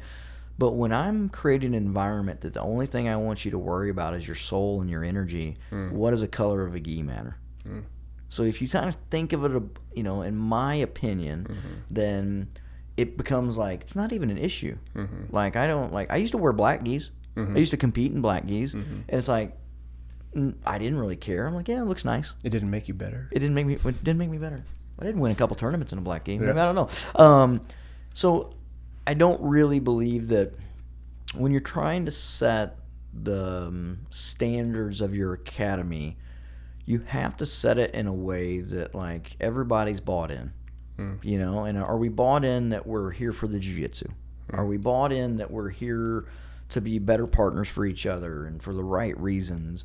And I was in a meeting one time, and the guys, this has been like 15 years ago, and the guys just had no part of it. And they were just like, hey, listen, my name is as important as anyone else. And I kind of took a step back, and I go, if you think you are more important than jiu-jitsu, or even on the same level of Elio Gracie and Royler, your ego is beyond this door. So I was in a room with multiple people thinking that their name, what they were trying to do, is more important. And I've always been a part of, like, I say something at the end of every one of Royler or David's seminars. I was like, as an individual, we can only do so much. But as a group, we're unstoppable. So it's important that our individualism when it comes to what we wear in the academy isn't as important as what we're trying to accomplish as a group. Right. And I think that's kind of the role. And I wish I had the opportunity to talk to more people about that, because, like, I feel like people are like, even my guys are like, I got this sweet Dragon Ball Z gi. You got to let me wear this thing. Yeah. And I'm like, man, I will burn that thing if you bring it in here. Right. And it's just it's not wrong for a company to be, want to be commercial and put every design they can on a gi and every color. But it takes away from why we're there. It's like, man, how many times do you think I get emailed telling me I can't afford jiu-jitsu this month? So I got people in my academy that are doing everything and they can to try to make that rent. Right? Yeah. And it's not wrong that you go buy a $600 gi and wear it and are proud and you're like, that's awesome. But let me ask you this. Would you spend $100 less and probably help somebody? Would you help someone take jiu-jitsu class and not wear that gi? I bet you would. And so you have this fine line of what do we spend our money on? What do we do this? But yeah, it's a rabbit hole, man. Yeah. It's a rabbit hole, but that's why we do it. And it keeps... Royler will answer it a little bit differently. He'll be like, my father wore a white gi. Sure. All he wore was a white gi. Yeah. I'm keeping my father's tradition alive by wearing the white gi. Yeah. And Hoyce was funny. Like, he used to say, I wear a blue gi because I go to some academies that are dirty. Yeah.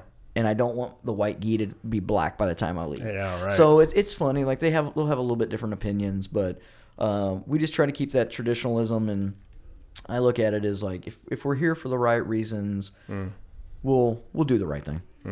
And honestly, man, that's part of it is like, if a person came to me and said, like, I'm wearing this green fatigued camo gi, there's nothing you can do about it, I'd be like, well, Who says that to you? nobody. Okay, I was gonna say. Not one motherfucker. I was gonna say. So I would say, hey, man, I appreciate that you loving your gi, but you Yeah. can go right down the street and wear Yeah. it somewhere else, because if that is going to make you feel good, maybe you do need to wear it.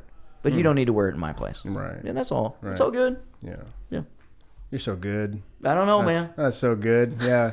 I love that. Like, what's the intention of wearing it? You know, like, Yeah. why'd you buy that? Why? Like, it's like you're shining a light on my ego, on the cockroaches. You know, it's like, oh, I didn't think about that. Oh, man. Because it was on sale, JW. That's why I bought Listen, it. man, listen. And it's sometimes our eyes need to be opened, but sometimes it's like people have opinions, and their opinions have merit, and it's not that they're right or wrong. It's just appreciating that person's merit. And if I'm running a business, you want to appreciate support, and I call it be bought in, right? I mean, I can tell when people are bought in or they're not. Yeah. And it's like, man, if you don't want to be bought in, what else aren't you gonna be bought in on? Why don't want you to, you know, like, let's not suck my energy if you don't want to give back. And that's such an important thing that I don't think people realize. And I think I even maybe said this before, but there's that great picture where it shows the father or the mother, and they take the pieces out of them, and it creates the child. Oh, yeah. Right? It's a powerful, Yeah. powerful statue.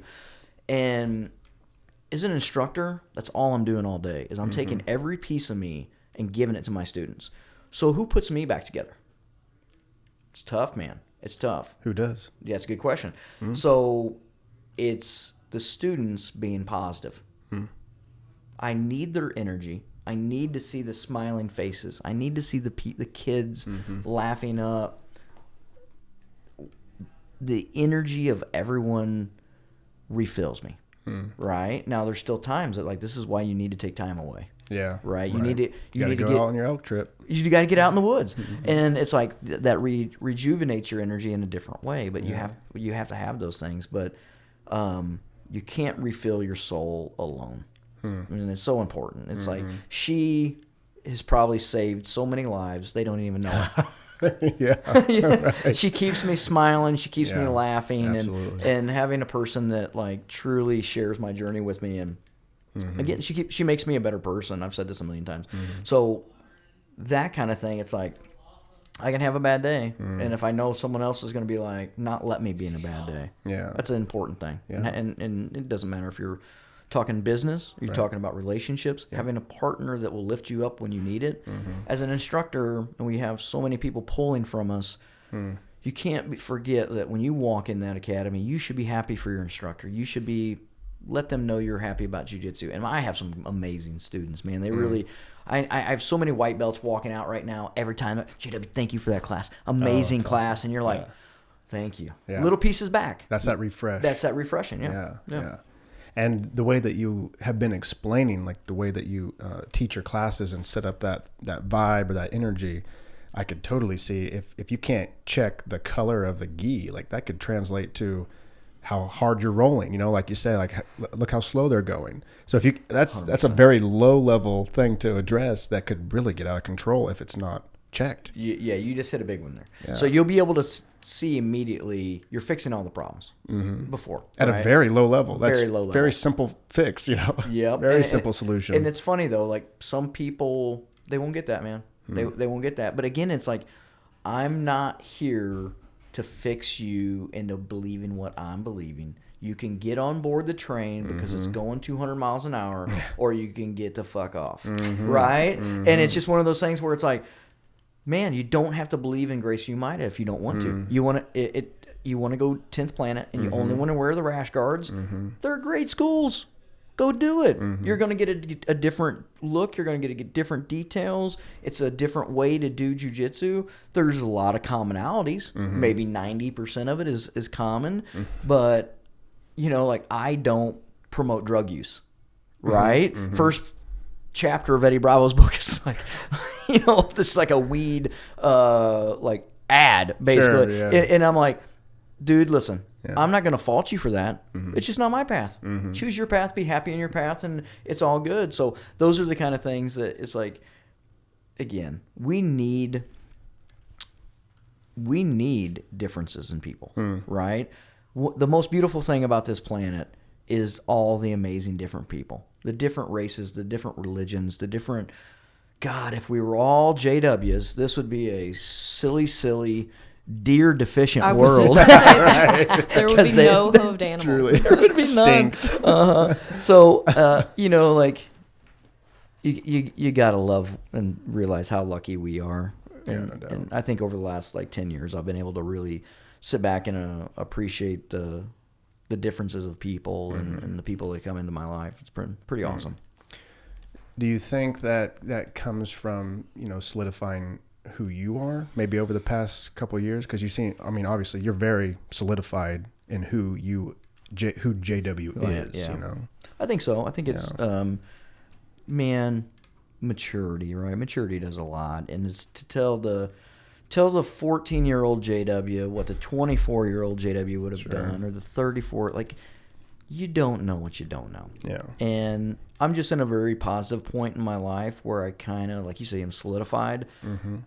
I know who I am. Mm-hmm. I know what I like to do. I know who I like to be around. And there's going to be new people that come into my life that could exit my life. There's going to be people that stick with me for the rest of my life. Mm-hmm. And we really can't change that. We can just try to, have that relationship and hope that it's a two-way relationship, not 99-1. Yeah. Because those are the people you don't need in your life. Mm-hmm. And again, we were talking about the souls and refilling each other. Mm-hmm. But yeah, I think it's just a matter of like finding happiness in a lot of different ways. Mm-hmm.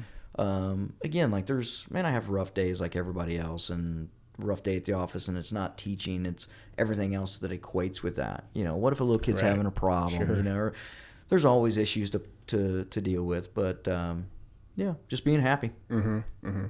Yeah, lately I've discovered, I've practiced more than discovered, is like addressing inadequacies. So like one inadequacy is like, I don't know how to fight at all, like striking wise. Right. And so that's why I got with Mossberg lately and just that's a good been idea. training. Just been training on Sundays. A complete rookie, just getting punched in the face. And then I sparred with TJ Brenton last time. I go throw some kicks. He goes, no. I go, I just want to see him, I just want to see him coming at me. You don't have to kick my head off. Right. Bad mistake. Right. Even him just showing me like, oh my God. But, in addressing those inadequacies, for one, I feel better about myself addressing those. Yeah. But two, I learn a lot about who I am and what I do or don't like to do, or what I want to continue to pursue. And it's very difficult because I've discovered that inadequacies kind of like all hang out together. So if you pull on one, you kind of you mess them all. The thread starts unraveling, huh? Exactly. Yeah. You're like, where did you come from? I don't want to deal with you yet, but it just comes, So that's part of the maturity and the growing part. Yeah. I think. Man, that's a good way to look at it. It's addressing yourself, right? Mm-hmm. Addressing those little threads that that are hidden, and being like, can I be a better version of myself? Exactly. And then you never know like what you're actually addressing. So like first off, it's like, I'm not a good fighter, or I don't even know how to fight. But that really wasn't it. Really what it was is like, I don't feel safe in these certain situations. Yeah. Where like, I had Theron Crouch on, who's a professional boxer. And he talks about this story where he was at a baseball game and the umpire was just doing a really bad job of letting these boys play. And he kind of shouts out like some things like, let's let these boys play. It was a terrible call.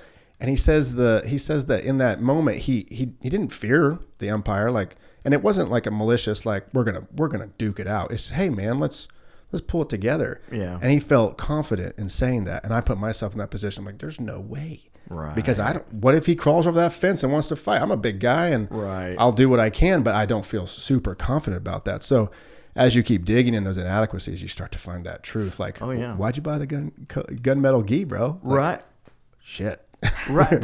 And that's human nature. Mm-hmm. Yeah. And that's healthy and good. And it stings for a second, but then the benefit afterwards is lifelong. Lifelong. Yeah, you're right. Mm-hmm. So talk a little bit about when you first started jiu-jitsu. Mm-hmm. You went to Brazil. Yeah. You were like, you wanted to go to the source. Well, yeah. It was really funny because my very first experience was with Royler Gracie at a seminar after UFC 3. Mm-hmm. And it was actually, he came to Springfield, Missouri, And I saw the pay-per-view of UFC 2, and I'm like, And you're samboing at this point? No, I was just no. a karate kid, man. Okay. I was a karate kid from 15 to like 18. Moved to St. Louis from little town Stillville, 95 summer of 94, and that kind of put me into like I was just a martial artist, right? I just love martial arts. I did always like tournaments, so even in like when I was a kid, I did well at karate tournaments and that kind of stuff. So I started in the striking arts and like American kickboxing, that kind of stuff, and I just loved it. And Chuck Norris, Bruce Lee, later Steven Seagal. You know, it's like all those things were just super cool. Sure. And I wasn't an aggressive kid, but I didn't take any shit either. So I think it was just one of those things. Like it built my confidence up. It made me like because I think I'm a generally just nice guy that kind of lets things like chill. Right. That it kind of gave me this switch of being like, man, like if something's not right and I need to take care of something, I need the skill to do it. And kind of like you're saying, like I need to know. So when I realized I had nothing of this jiu-jitsu thing, I was like, uh-oh. Like I feel pretty good on my feet. I can stand up. I'm like, I should probably go find those guys and just see what it's about. So when I did that, I did the seminar for 2 days. That kind of conversations on that documentary that we did. So it's super cool. And then later on, like it was just a quest to find jiu-jitsu. That led me to Sambo because there really wasn't like jiu-jitsu close to where I was living. Yeah. So I found a guy I was training, and it was what it was. Like it was a bunch of techniques.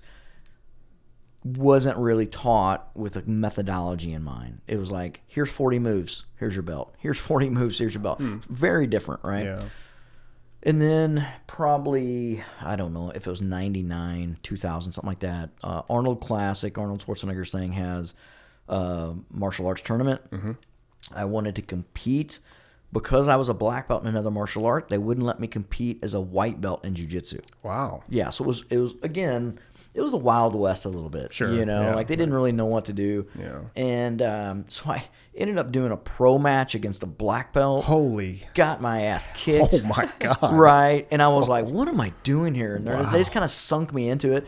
And I'm like, this is a terrible idea. And then they're like, well, you're a black belt, so we're putting you in the purple belt division. And I'm like, Even then. Good Lord. And I got second. Nice. Very cool. And I was like, okay, I got in the finals, I kind of got my butt kicked. But in the finals, I did a private lesson with Royler the day before, and I met one of a guy that would go on to be a world champion at purple belt in the finals. And it was one of Royler's schools out in New York. And I felt like I did good, but just didn't understand jiu-jitsu enough. The points just racked up on me. I'm like, I'm fighting to kill this guy, and he's being technical. And I'm like, okay. And that was kind of the journey. That really started me off on understanding who Royler was and his character. Like I vibed with him pretty good. And then after that, me going, I need real jiu-jitsu. I need a real instructor. And I just started traveling to New Jersey when Royler would come here from Brazil. And then I finally went to Brazil when I was a purple belt. And that was a whole other thing because, like, I'm a Midwest guy. I'm not teaching full-time. I'm not training full-time. I'm working 60 hours a week, training as much as I can. But when I went to Brazil, I didn't know if I was going to be fake, because I was a purple belt, but I didn't know, like, I'd only competed against Americans. I didn't know if I was going to walk into the original academy. Are you asking, like, am I a real purple belt? Right. And I'm like, man, like Royler says I'm a purple belt, and I remember him saying one time, he's like, you're as good as any other purple belt I have. And I'm like, he's being nice, Yeah. And so I went down there with, like, knowing that I'm going to do a private lesson every day with him, train as hard as I can, and just get the energy of what, like, Brazilian, like, in Brazil. How long were you there? 10 days. Okay. 10 days. And after the first day, I'm like, I'm as good as any purple belt here. Nice. Like, it's a great feeling. Yeah. And I just remember this, I was, I don't know, I was probably like late 20s by then, 28, 20, something like that. And I remember rolling with an 18-year-old purple belt. And this kid had me, man. I mean, like, he never submitted me, but he beat the shit out of me. And I remember getting done and going, that kid's been training since he was like 8. Oh, I'm wow. like, I'm okay. You know, like in my right. mind, I'm like, Yeah. then I got to train with a bunch of brown belts and black belts, and I realized the depth of the academy was so big that you're like, oh man, like not everyone is Royler. Because all my experience training one-on-one with Royler, I'm training with the 3-time ADCC, 4-time world champion at my weight. So now this 7-time world champion is beating my ass every day when we train. Right. And I'm like, some days he would let me do something not great, but like, oh, good job, you didn't make that mistake. And then, Right, and, you know, yeah, so like, yeah. so my rolling was, and I had to look back on it, and then that trip gave it to me. It was like, these aren't world champions. These aren't adult world champions, the best that's ever come. You know, like these are just normal guys like me that are training, and man, you're doing pretty good. Yeah. So it gave me a confidence of going like, okay, It confirmed, you know? yeah, it kind of confirmed that like I know what I'm doing. I can do this stuff. And when I came back, it like gave me a little bit more of a reason to train hard. And I never really cared about the rank. I always felt like, hey man, they know me, and when I'm ready, that's good. And I remember asking Royler one time. I had at blue belt. I had beat a guy that won silver in the world championships, and then I lost my next match. That's how sporadic my jiu-jitsu was. Yeah. Right? I'd do amazing, and then the next match I'd be like, what the hell are Smoke. you? Yeah. Yeah. And it's like, oh, man. So those are the kind of things you're like, man, I'm good, but like I don't got it all together. And that should be every blue belt. And like when you're a purple belt, you're like still trying to figure out stuff. So those are the things, you know, you came back, got a little bit better. But then when I started training full-time as a black belt, my mental capability to put emphasis on my jiu-jitsu skyrocketed. And then it was like, oh, we got time to focus on this now. You know, I'm not putting 60 hours into a job. I'm putting 60 hours into my jiu-jitsu. Big difference. Big difference. So that as an instructor, even more than my competitiveness, I just became that much better of a teacher. Yeah. And like that helped me so much. Yeah. Yeah.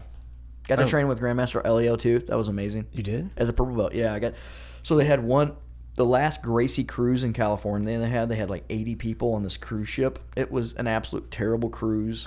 It was awful, into the worst Mexican town ever. Oh, no. But at the end of the day, I got to train with Horian, Hinner, Huron, and the old man. And the old man did a technique on me. And so I'm like, how cool is it that you got to train with the founder of your martial art? Yeah. Holy crap. Yeah. So, and that's good juju, man. it is. So it's like, it's really, really cool to have those opportunities and bring those experiences back for my people. Yeah, no doubt. What was he like? Well, he didn't speak English, you know, so it's like you really had to communicate through Horian or one of the grandkids.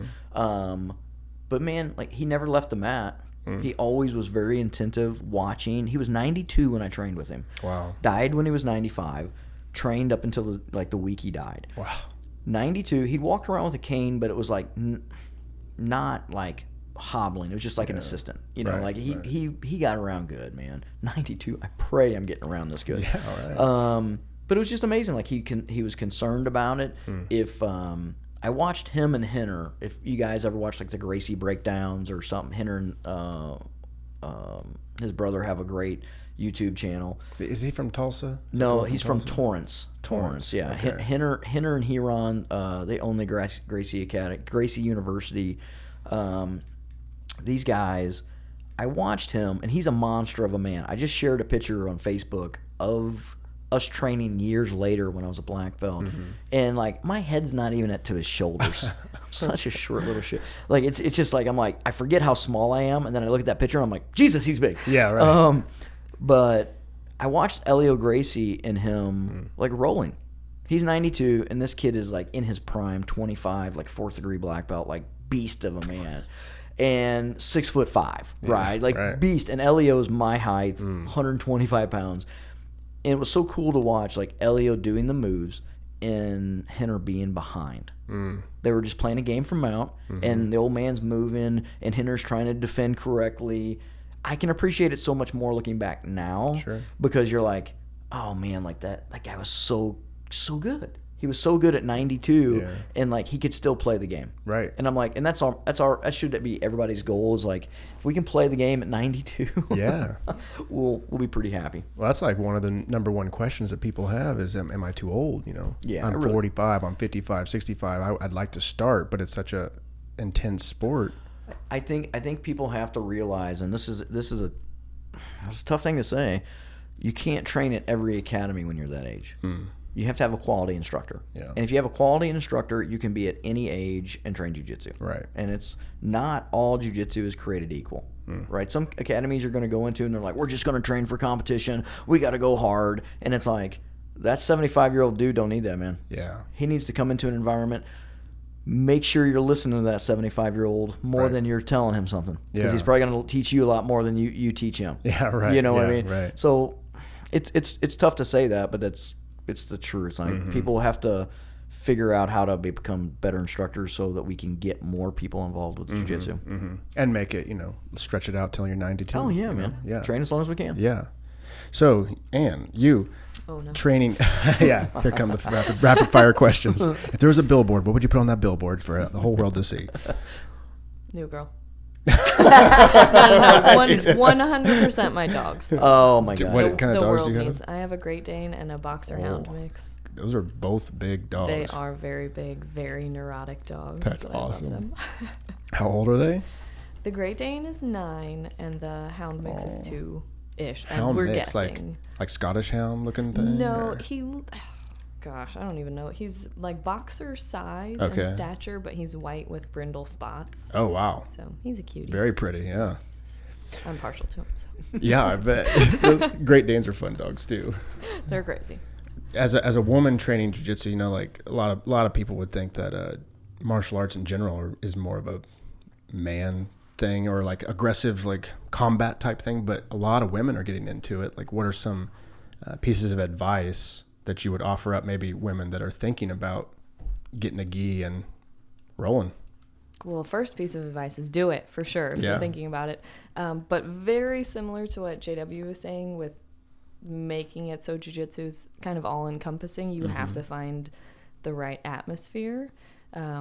So being someone who's generally going to be smaller than most of the other people, maybe less, I don't want to just say muscle, but like Sure. just your physique. It's different, right? Different body composition. You're going to need a place where not everyone has that giant ego to keep you safe. So I think it's super important, more important than just for every general person as a woman to find a place where you feel that Sure, comfort and right. that atmosphere. And if there are already other ladies training there, that's probably a pretty good indication. Right. So I just kind of lucked into JW's academy, but he did such a good job setting the tone for how people were to interact and how people were to roll that I never felt uncomfortable there. I never felt like I Sure. was in danger. So don't be afraid to try many places and see where you fit in. Don't be afraid to be very picky with your training partners. Anyone you feel safe with. Right. That goes for anyone to pick. Try to start with some higher belts that you know are going to keep you safe, who can kind of control the roll enough for both of you. Sure. I think that's super important. Don't get in your head. Don't put too much pressure on yourself. I think the biggest question I get is how do you deal with getting squished? How do you deal with big guys laying on you? And I have to tell people, like, think about staying alive first. If you are putting so much pressure that day one you have to be able to escape a 200-pound guy sitting in mount, that's not going to happen. So just kind of embrace the suck for a while. Right, Get yeah. used to being comfortable in those bad positions and just staying alive. And you have to stay alive before you can get out and start to attack, right? Right. So don't stress so much about getting stuck places. It happens to all of us, and it's going to happen more if you're a little bit smaller. So I just try to find a little, like, when those things happen, just relax, understand, like, that's not the end of it. You can still come back and fight again. I don't know, does that make sense? Oh, absolutely. That's probably one of the first things I learned was no matter what position I'm in, even if my face is on the mat and I'm sweating into my own eyes and I can't breathe, like, I can still do some stuff from here. Yeah. And that before I started training, I would have been like, I'm screwed. Yeah. There's nothing I can do from here. Yeah. But as we kept going, it's like, oh, I'm fine. this is not fun, but we'll make it out of it, you know? Yeah. Yeah. That sucks for now, but it's going to move on. Right. Something's going to happen. And this won't last. Hopefully, or I'll tap and we'll restart, you know? That's cool. When you teach your ladies classes, like what, I'm sure you just run it like a normal class, but is there anything specific that you focus on specifically for the women? I try to mix in a little bit of the self-defense, especially since we just did that 10-day course. It was fresh in my mind, and I was super excited to start teaching it. And I know that there are a lot of ladies who get into it with a little more of a focus on self-defense. Yeah, even if that transitions over to wanting to compete, there aren't too many women who come in like, I want to be a world champion, right? I'm here to smash. Right, right. They want to learn how to keep themselves safe. So I like to at least warm up with a couple of those things and then sometimes try to transition it like, here's how we can use the guard to block a punch. And then, you know what, let's go ahead and show you a triangle choke. Maybe kind of suck them in a little bit to a little more of the sport. And I try to just tell people from my experience, like, these are my tips for if you are a smaller person, maybe this technique isn't going to work as well for you, but here are the ways that I have found to use my little body and capitalize on what we can do. And sometimes there are benefits to being smaller, you know. Like, hey, you guys can probably all fight your little short knees in places where no one else could. So I just try to basically teach them from my experience the benefits and things that won't work as a smaller person. Making it applicable to self-defense is key, you know. Yes. I mean, even me, I'm like, oh, we can use this in a bar, which I don't go to bars, but, you know, in my mind. Sometimes I want to. Just to try it out. That's crazy. Right, what are you looking at? Yeah, that's good stuff. You speak really highly, of course, of Royler. What are like some of the number one things that you've learned by spending time with him? Would you say he's your biggest influence? Oh yeah, by far. You know, him and David both have been, but they influence me in different ways and how they interact and just treat people with respect. So, you know, there's been a bunch of different things throughout the 22 years or something that I've been with Royler that you're like, dang, I need to do a better job, you know? So, and I think I said this already one time, but the first time I trained with him, there was like a 4-month gap between the first time, maybe even been longer than 4 months. First time I trained with him to the next time. I trained with him. He didn't let him know I was going to come to the seminar. He walks in the door, looks at me, says, JW, what are you doing here? Like, he recognized me. Next day, we're going to do a seminar or a private lesson. He goes, okay, the last time we worked, this is 4 months ago. He goes, we did this, this, and this. This is where we're going to start. I'm like, how the hell does he know what? He remembers this. So I was like, man, I need to make sure that when people are giving me their energy, that I'm giving them all I got.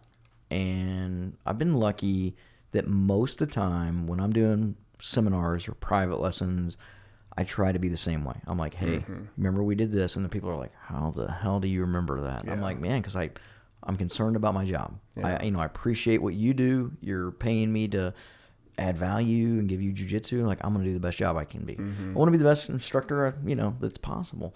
So there's a lot of things. I'm going to say that I wasn't the most punctual person for a long time. And it's not that I wasn't rude or like 30 minutes late, but man, I'd be 5 minutes late everywhere. And 5 years ago, I think, maybe might have been a little earlier, I can't remember, but Royler goes, and I wasn't late in him, but someone else was. And I was in a car and like we're waiting, and he is like never late. Like, he is punctual as they get. And he goes, my dad, Elio Gracie, he goes, he told me that being late is the most common lie of a man. And I was like, what do you mean? He goes, didn't me and you agree to meet at this time? And I'm like, oh. Wow. I'm like, so if, we agree to meet here and we're going to do this podcast, whatever, and one of us is late, you can't take it out of my brain now.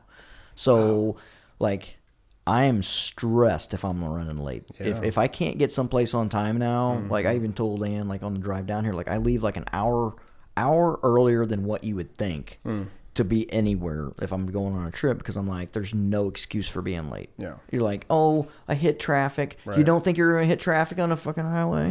Like, you gotta plan for that. Right. So I think just those little things, it's like, man, one conversation changed my whole concept on like, hey, I'm 5 minutes late.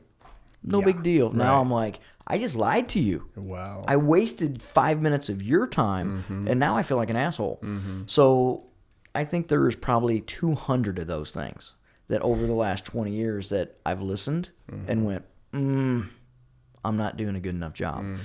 There's a big reason that I think Royler is able to do that, and Royler Gracie was truly a genius of his time. Okay, I don't think many people have seen these things, but Pedro Valiente, the Valencia brothers out of Miami, they run Gracie Miami, and they do a great job of teaching self-defense. They're very intelligent guys. They have a copy of Grandmaster Elio's grading papers where he graded you as a person, and then he graded you as your jiu-jitsu. Wow. So Royler gave every one of his black belts that was at this meeting, there's like 40 black belts, these 2 pieces of paper, and was like, let's be honest, and let's go through each one and judge you guys. He goes, if you fail on either one, Royler Gracie wouldn't give you a black belt.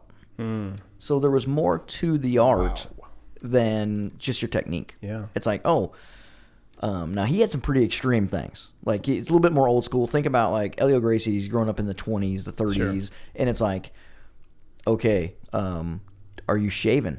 No? Check mark. Like clean shave. Yeah. Do you smoke? Check mark. Do you do? So there's a whole list of things that you're like, Whoa. in this day and age, I don't think not everything holds up because it's like it's a different time. Sure. But if you look at some of them, you're like, this isn't a wrong way to look at it. If I'm gonna put people to a teaching role, if I'm giving them a black belt, that's basically saying I'm a teacher of jiu-jitsu. Does this hold up? And it did, man. And I think a lot of people in the room are like, oh, That's like, good, though. yeah. And it's like, there's, I mean, just so many little things like that I can take away from him. And you know, I want to give David Adeve credit too. He's a genius in his own way, but David's such a kind soul that he constantly, I'm able to be reminded by him being just a amazing person that, you know, kindness usually wins, you know, and I can be a pretty high strung guy if you piss me off, you know, and it's like, it really doesn't help much to get upset about things that you have no control over. And like, those are things that I have, you know, I think everybody works on. Like, you don't want to be mad. You don't want to have that attitude. And if I'm around David and something makes me mad, it's so funny. Like, before I know it, I'm already in a different mood and we're talking about something. I'm like, did he Jedi mind trick me? Yeah, right. Like, what the heck just happened? Yeah. So again, you know, I stand on the shoulders of great men. My ability to be able to, some way, somehow, something put me in front of these two guys that allowed me to try to let them help me be the best version of myself that I can be. They're not completely responsible for that, but they are, for sure, have roles in it that help me a ton. Yeah. There's something inherent about jiu-jitsu in particular, martial arts overall, but jiu-jitsu in particular, that even though we don't do those 2 pieces of paper of judgment. Right. It's like, I don't know, I do that to myself just because I train the sport. Like, I didn't really have a choice. Like, I'd go roll and then I'd have to reflect, and then I'd have my 2 pieces of paper. I didn't even know that's what it was, but Yeah. It'd be kind of cool to bring that back, actually. I wouldn't mind. You know what? I think you'd scare some people off, Yeah. right? You'd be like, you might have to rewrite it a little bit and be like, I guess I'd have to shave. I know. You'd be like, man, you can have a beard. The beard looks better on you, right? Yeah. Like, Yeah, please have a please have a beard. beard. But it's cool that he had. This is something they were doing in the 20s and 30s, you know. And then as their academy really kicked off in the 50s, that's when, like, you could see that they had a machine of an academy, man. Like the way they organized it, it was probably, I don't think an academy like that has been done to date. Like they just had such an organized machine.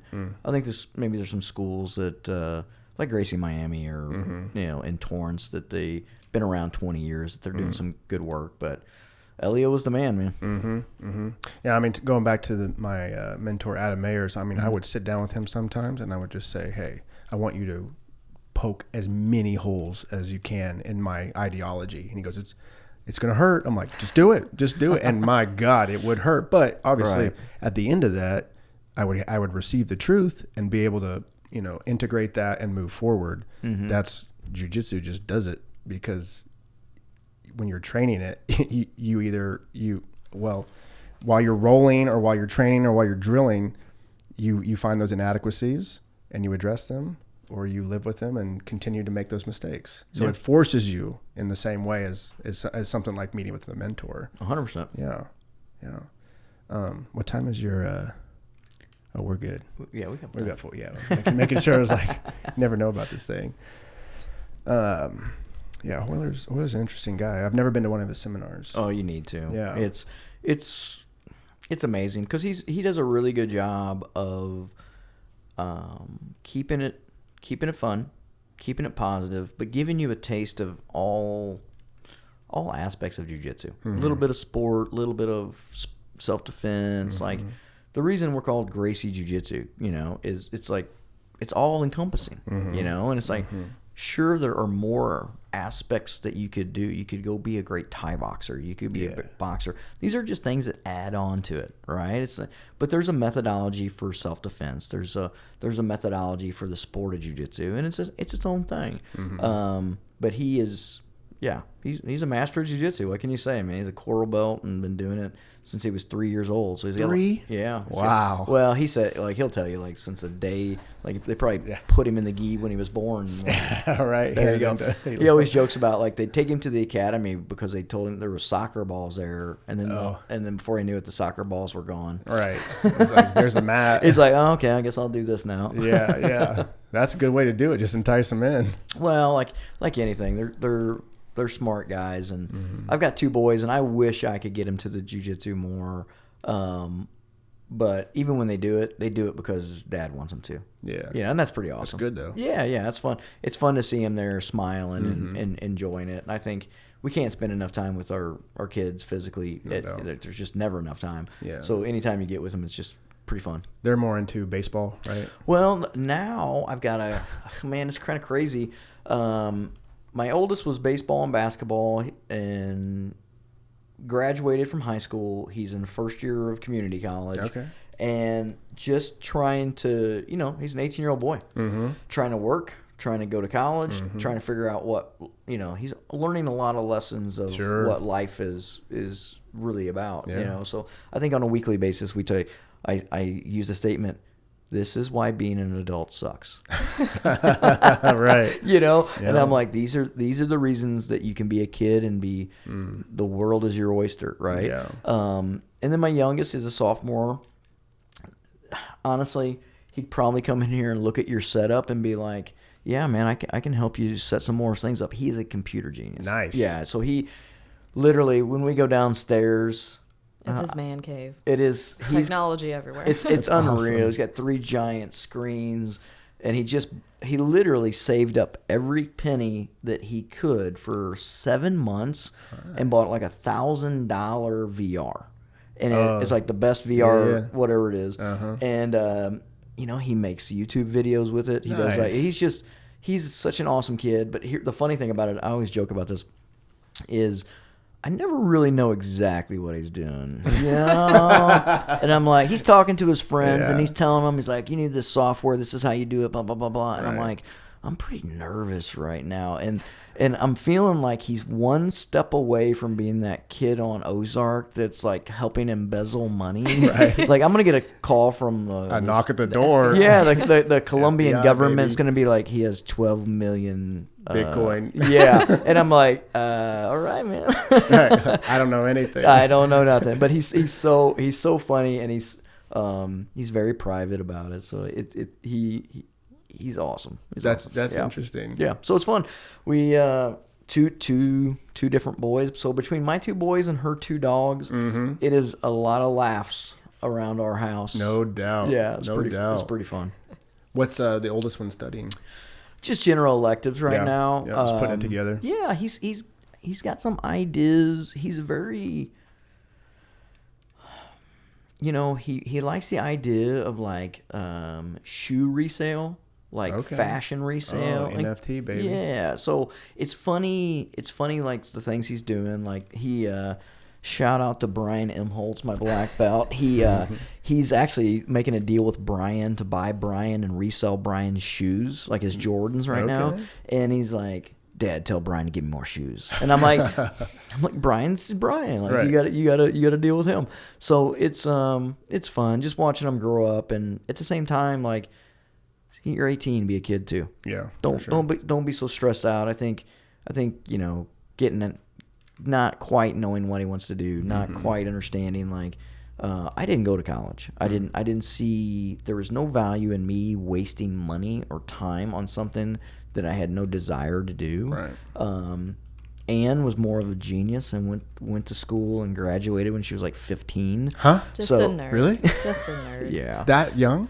From high school. I graduated high school Dang. at 15. Wow. College at 20. Yeah. Dang. What'd you study? Criminal justice and psychology. And you ended up with him. So yeah, I Very interesting. Very I like interesting. to The world- analyze him. the world works in mysterious ways. Yes, I see how this all leads up. That's funny. Do you do anything with that now, or just I don't. just choke that's the people fun part out? about it, yeah. So you're training full time, like competing full time and I teaching? do. I also have a big kid job, to Yeah, pay yeah. the bills. Yeah. But it's like just payroll, HR, nothing necessarily to do with my degree. But they let me work from home, so I work from That's the the gym. So best. yeah, it's perfect. Yeah, that is the best. Perfect. St. Louis, right? Yes. Everything's based in St. Louis. Nice. Yeah. St. Louis has got good jiu-jitsu. Yeah, there's tons of good jiu-jitsu. Yeah. Yeah. I didn't know that. I went up there for a tattoo convention, and I Oh, yeah. it was a That's lot cool. of it was Tattoo the Lou. Oh, That's what it's called. Yeah, it was Okay. at the Union Station. Oh, that's very cool. So cool. Cool venue. I thought I was creative. And then I got around those people. I'm You're like, like, oh whoa. my God. Yeah. There was actually a tattoo convention going on and a bodybuilding competition. So talk about the most interesting people in the whole world That's fun to crossing watch, paths. And yeah. I'm just like, oh my God. I'm just filming everything. Right. So I just got to be around the most very interesting people. That is so cool. Yeah, it was a lot of fun. Yeah, those are fun. Those are fun times, fun conversations, because it's like it's out of your wheelhouse kind of thing. Just the people are so different. You're like, oh, I just want to listen. Oh yeah, yeah. Well, it's like the comparison where I'm a creative guy, yeah, for sure. But when I got into that deep water of creativity, people were like talking about their neck tattoos and everything, and I'm like, I got a tattoo. I'm cool, But it was just a Right. different intensity about it, to where it's like, whoa, you guys are. The thing about the tattoo people, the artists, is they were free. They were some of the freest people I'd ever talked to. Okay. They did not care, and not in a way of like nihilistic type of I don't care, but I don't care, like it's all good. It's just ink, and that was really eye-opening to me, like don't take it so seriously. Yeah. Be more open, be more creative, enjoy the moment. There were some really cool people there. That's awesome. Yeah. One guy had a missing finger because a king cobra bit it and he almost died. Oh my gosh. Yeah. Good story. Lots of stories. Yeah. Dude, he pulled out his phone. He's from Florida. You want to move there, buddy? Well, his buddy had an elephant in their pool in their backyard. He had king cobra. He had snakes and cobras and all kinds of stuff. No way, man. Dude, this guy, talk about like creative and free and just wild. This guy was the epitome of it. He was on one of the TV shows. One of the I think he was on Ink Masters. Okay. Okay. Do you watch that? I've seen it. I've seen it. Yeah. Yeah, he was like a blonde-haired, tattooed guy. It really narrows it down, but dude, his phone was full of exotic animals. I'm That's like, crazy. I'm going I to would Florida. take an elephant for sure. Yeah. As soon as you said elephant, I was like, we're going. Oh yeah. Dude, not only was it an elephant, like the guy was on the trunk and it was going up and down and smashing him into the pool. Like they were playing in the pool. That's so cute. And I was like, ask my friends, that's his backyard. Oh wow, that's I awesome. know. Yeah. But the whole pinky thing was like, dude, you almost died. I And hate- he has the yeah. video of it. I hate So- snakes, man. Oh, dude. No, well, no king thanks. cobras are like 20 feet long. Right. he like held it up, and this thing was going around. They're filming it, and it just goes like, I mean, it's just the most slightest Bam, upkeep got like him. that. And, dude, hit him in the pinky, and they had to cut it off to save his life. That's how I feel about you two in here right now, though, being black belts and coming off a 10-day self-defense. Right. He's the king cobra. I'm the little garden snake. I don't like that. Right. Yeah. If Heck yellow with that. touches, what is it? The saying for the coral snake and the milk snake. Mm-hmm. If red touches whatever it is, I don't remember. That's you. That's it. I can't tell if you're a coral snake or a milk snake. She's nice in person until Yeah. she wraps her hands on your gi. And Yeah, I no do joke. it with love. That's I'm the trying to difference. teach you. just tap. Just tap out. That's funny. So, we measure our rank with these belts, and we talked about it in the documentary, but I'd like to talk about it again. Going from, total beginner walking in and not being able to control your breathing or understand, if you're on your back, it's not a bad place to be, all the way up to black belt. What are some of the key concepts of a person training through the belt system and then over time as they mature as a person and as a practitioner? It's the jiu-jitsu belt system is so crazy because no school is the same. Like there is nothing that says this is what a blue belt is. And so like if you go into any town in any city and you say this guy's a blue belt and this guy's a blue belt, their skill sets could be so different. And I remember way back in the day, I went to I think it was a bachelor party in Las Vegas, or it was just me and two buddies. We went to Las Vegas, and I was just getting into jiu-jitsu, and I was like, hey man, like I know there's jiu-jitsu in Vegas, and this is like 98, and I'm like, I'm gonna find one. And so I found an academy, J-Sec Jiu-Jitsu. It was literally like the first one. So these unknown guys like Chuck Liddell, Tito Ortiz, all these guys were training there, and the guy that was running it, oh my gosh, drawing a blank on his name, but he was a black belt, which is kind of unheard of, at that time. And you're like, he was 98. He was an American, and John Lewis and Andre Penarnez, like they kind of partnered up on the school. And I remember John Lewis fought Jens Pulver for the lightweight UFC championship later on, and I remember being in there, and I'd been doing Sambo, been doing like that, and the day I arrived, they did a belt ceremony, and they handed out so many blue belts, and I remember I was training with some of the guys, and I was like, I was beating those guys, and I was like, huh, and I got a chance to talk to John afterwards, and I didn't have, I didn't have a jiu-jitsu coach, and he was just sitting there, just hanging out, and I was sitting by him, and he was like, man, it's really easy to get your blue belt. I go, really? He goes, yeah. He goes, it's impossible to get your purple belt. And I was like, can you explain? Yeah. And he was like, well, he goes, people need to know that they're doing good. They need to, like, you come in, jiu-jitsu's tough. They need to see that, and then we give them the blue belt. They're getting better. They're understanding things. And I think over the years, because there's so much competition in jiu-jitsu, that people don't want to promote too quickly, right? You don't want to promote someone to blue belt and then them go get smashed at a tournament. Right. So there's jiu-jitsu academies out there that tell their students, don't compete. Don't compete. Wow. You're going to get smashed. Yeah. And like, it's crazy. Yeah. It's crazy. And I never wanted me to ever tell someone to, like, bro, you're going to go out there and get crushed. I always told my students, I go, hey, you're going to learn self-defense, you're going to learn sport, and if you go out there and compete, you should be able to compete with anyone in the world at your age, your weight, and your belt rank. And I've kept that. I've kept that all the way through.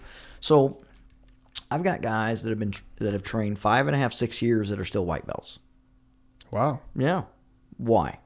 They show up once a month. They don't commit.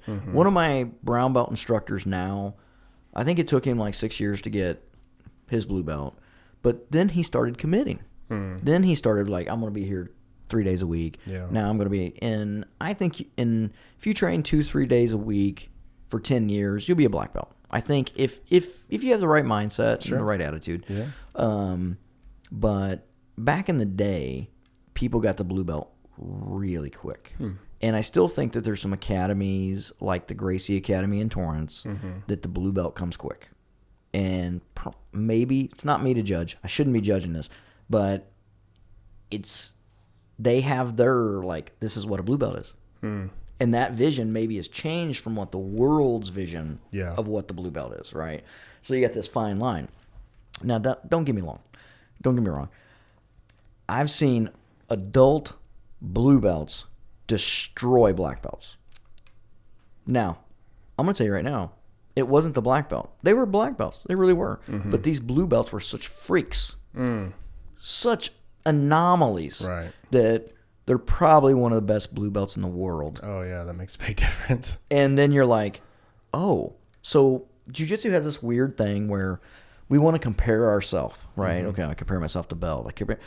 You can't. You can't compare yourself. You can just hope that your instructor has a deep enough understanding of what his belt system and his brain means.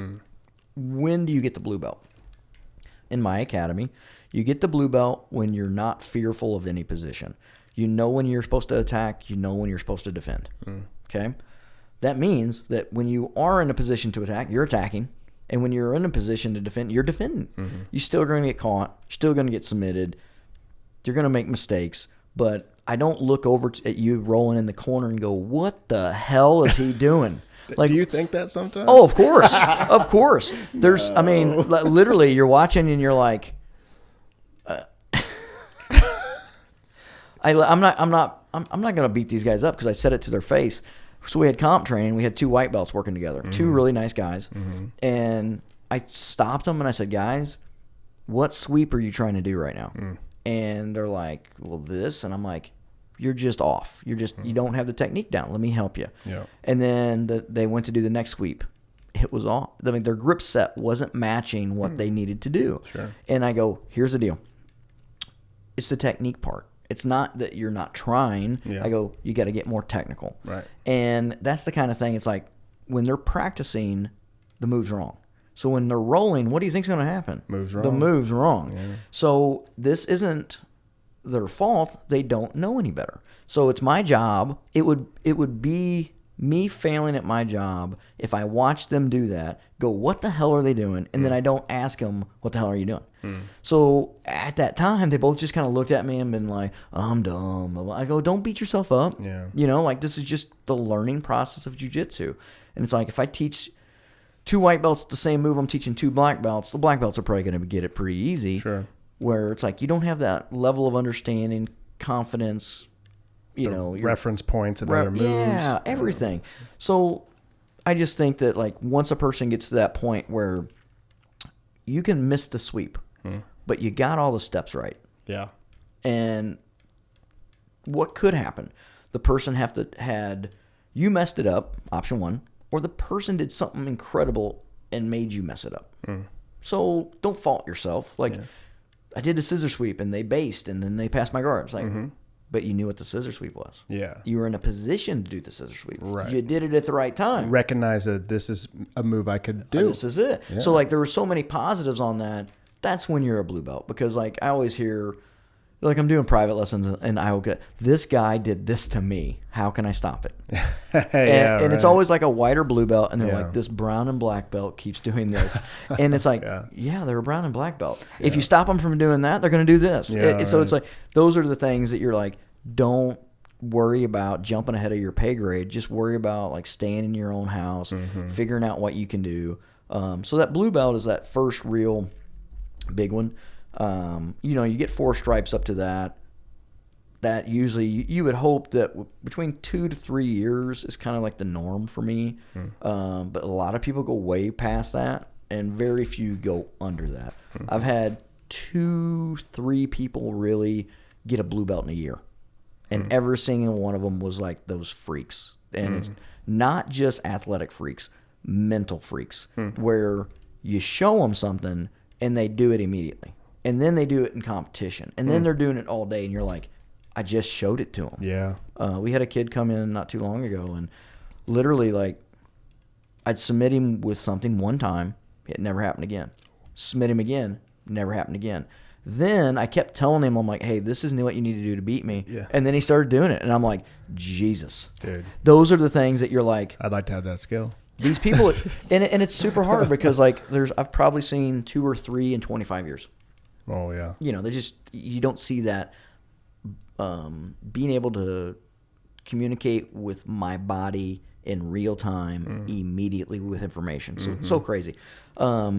But those people exist, and that's what's scary. Right. It's like, oh God. Yeah. You know, some people might say, oh, pure athletes. I'm like, they're technically doing everything right. Yeah. It's more than that, man. It's so Right. much more. It's above that. Yeah, Wow. yeah. So you have that's to the blue belt. Purple belt is just the person that's really focusing on, in my opinion, you know when you're attacking, you know when you're defending, but they're excelling at certain things. Like they're really pulling apart. This is my game plan. Like you said earlier, they're pulling you in. Yeah, they're pulling you. And I think that's the whole thing. It's like the purple belts might not feel comfortable in positions, but they know when they're behind still, you know. But it's pulling you in, playing that game. Brown belts are like that intermediate step that's rough. You know, they're still developing. I've got 2 brown belts right now that I can think of, and they're doing such a good job of filling in their own holes. And like every day they'll come up to me and be like, I'm approaching it this way. What would you think? And I go, this and this. And they're like, done. And it's fixed. So it's like, I almost feel like the brown belts are the captain of the ship, and they've got all these little holes that they're just like, fill that in, fill that in. Now I'm going faster. Yeah. You know, so it's kind of funny. And then the black belt is just that person that's excelled in all walks and their character. You know, it's like I won't, in my opinion, like I try not to put myself in a position that I wouldn't give a person that their character is flawed and like in my mind. And I'm gonna tell you right now, man, I failed in that. I've had people fail me, you know, like students that I'm like, wow, that person turned out to be a total shithead. Oh, you know, yeah. and I think if you're around 20 years, you're gonna realize, might be a few of them. Oh man, because people change. Yeah. People's egos, sometimes you give them the skills that their ego should be contained, and their egos become uncontrollable. Right. So, you know, you have all those things happen, and but you can't let it get away from you giving everything you got. And so that's it, man. Just a nice little easy synopsis of going up the rank, and you know, 10, 15 years later, you hope to be starting all over again. Because then, you know, if you look at it, you get to the black belt, you really have only realized that you've gotten there to be a person who has a greater understanding, but you're really going to learn 1,000 times more than what you've learned in all the other belts. Yeah. Yeah. What's the feeling of going from like first degree to second degree? I mean, that's like every belt color into one gap, you know? Well, it's kind of, I joke about this, but it took me 7.5 years to get my black belt. I've been a black belt 14. So every other belt, I've been a black belt longer than all the belts by twice as long. Right. So if you think of like how much information I've been able to give and get all over that time, you realize that it's like, it's such a journey. It's, you know, and if it's going to be your life and a lifelong journey, it's like, it's just collecting, trying to get the most out of what you can do. And I'm sure Ann can say this too. It's like, you've been almost 3 years, 3 years. So it's like, you get that black belt and it's like the accomplishment of a life, but then the next day you're just the same person. Yeah. And you're like still trying to work hard. In 3 years, what's been the difference? I don't know that there is a difference. I'm See? still just trying to get better every day. Yeah. Like you're hitting it with the same mentality that you were when you were brown belt or Yeah, purple belt. Or I remember JW saying, and I think he said this a million times, but he says when you get the black belt, that's just the beginning. That's the title of the documentary. Yeah. Just the beginning. Boom. Yeah, the real beginning. Full circle. Yeah. And it is funny though, because like it's hard to think, and that's what Royler said. You know, now you begin, you know. So it's one of those things where you're like, really? I worked really hard to get to the start. This is bullshit, man. Now we're warmed up. right. Sometimes I feel like there's a little more pressure because I think I should have all the answers. Sure. Like someone asks me Yeah. something and I'm like, I'm the black belt, I have to know. But luckily, I have my black belt. And Yeah, I'm like, right. you know what? I'll be honest, I don't know, but I'm going to go find out. Yeah. And I'll say it all the time. I'm like, I'm sure that, I mean, there's been times that we go to California that I'm like, I need to get a private lesson with Royler to ask him about this position. Oh, right. Oh, yeah. No, it's like, well, like, I can remember 2 positions in particular. I was like, man, I just don't have the answer that I think is good enough. What positions I'm not are going you to tell worried you. at? I'm not going to tell you. Can you tell me? I want to know off the podcast. But you know what? Most of them are so simple, but it's like, okay, you're getting to these positions. Now you're in a spot where one person could kind of move and the other person can move. Who should be moving? You know, or you know, it's like what should be my thought process? Yeah. And some of the things are so easy. Literally, we won't go into the position, but he was like, back up. No way. And I was like, no way. he's right. God damn it. No, Like, that's amazing. What, you know, and I'm like, oh man, like I know better. Yeah, but Sure. that's what all my students. Every time I do that, I was like, well, just take a step back, and they're like, oh God. But you can't know it all. Yeah. And that's like, there's so much amazing jiu-jitsu out there that I'm sure people are working on and creating that we're just like, yeah, man, awesome, good, Yeah. cool. That's like what you said earlier, the little micro movements, you know, Yep. back up. Back up. That's It's like, it. Whoa. Yep. One thing about jiu-jitsu particularly that I've enjoyed is the mental aspects of it. Like the last private I had with Dave, we were kind of talking. I can't remember exactly what we were working on, but he was like, yeah, in this position, when you're a black belt, you've rolled with so many people before and so many different body types, like you know the most common reaction. 100%. And I was like, wait, what? And then he's like, also, when you're in this position as a black belt, you know the 5, this direction, this direction, this direction, this direction, this direction, that you can go. And that was like, he was Dr. Strange in that moment to me. You know, he's like manipulating time. Like, you already know what I'm going to do. He's like, a lot of times, yeah. Like, dear God. And but take it a step further. I should always know what you're doing. Always. There's never. That's why they say a black belt's like 3 steps ahead. As soon as we start the game, I should know where your pieces are going. One of us is, you know what I mean? Like That's terrifying. Well, it is. But what sucks about it is like there's sometimes like you can't not play the game because of it. But I always say that there's that weighted scale of opportunity. Mm-hmm. Okay, if you have that, always have that vision of that old, you know, scale of people putting weights and seeing, you know, how much it's worth. If me and you start at 50-50 and I get to 51, are you defending or attacking? Defending. Well, you would think. Mm-hmm.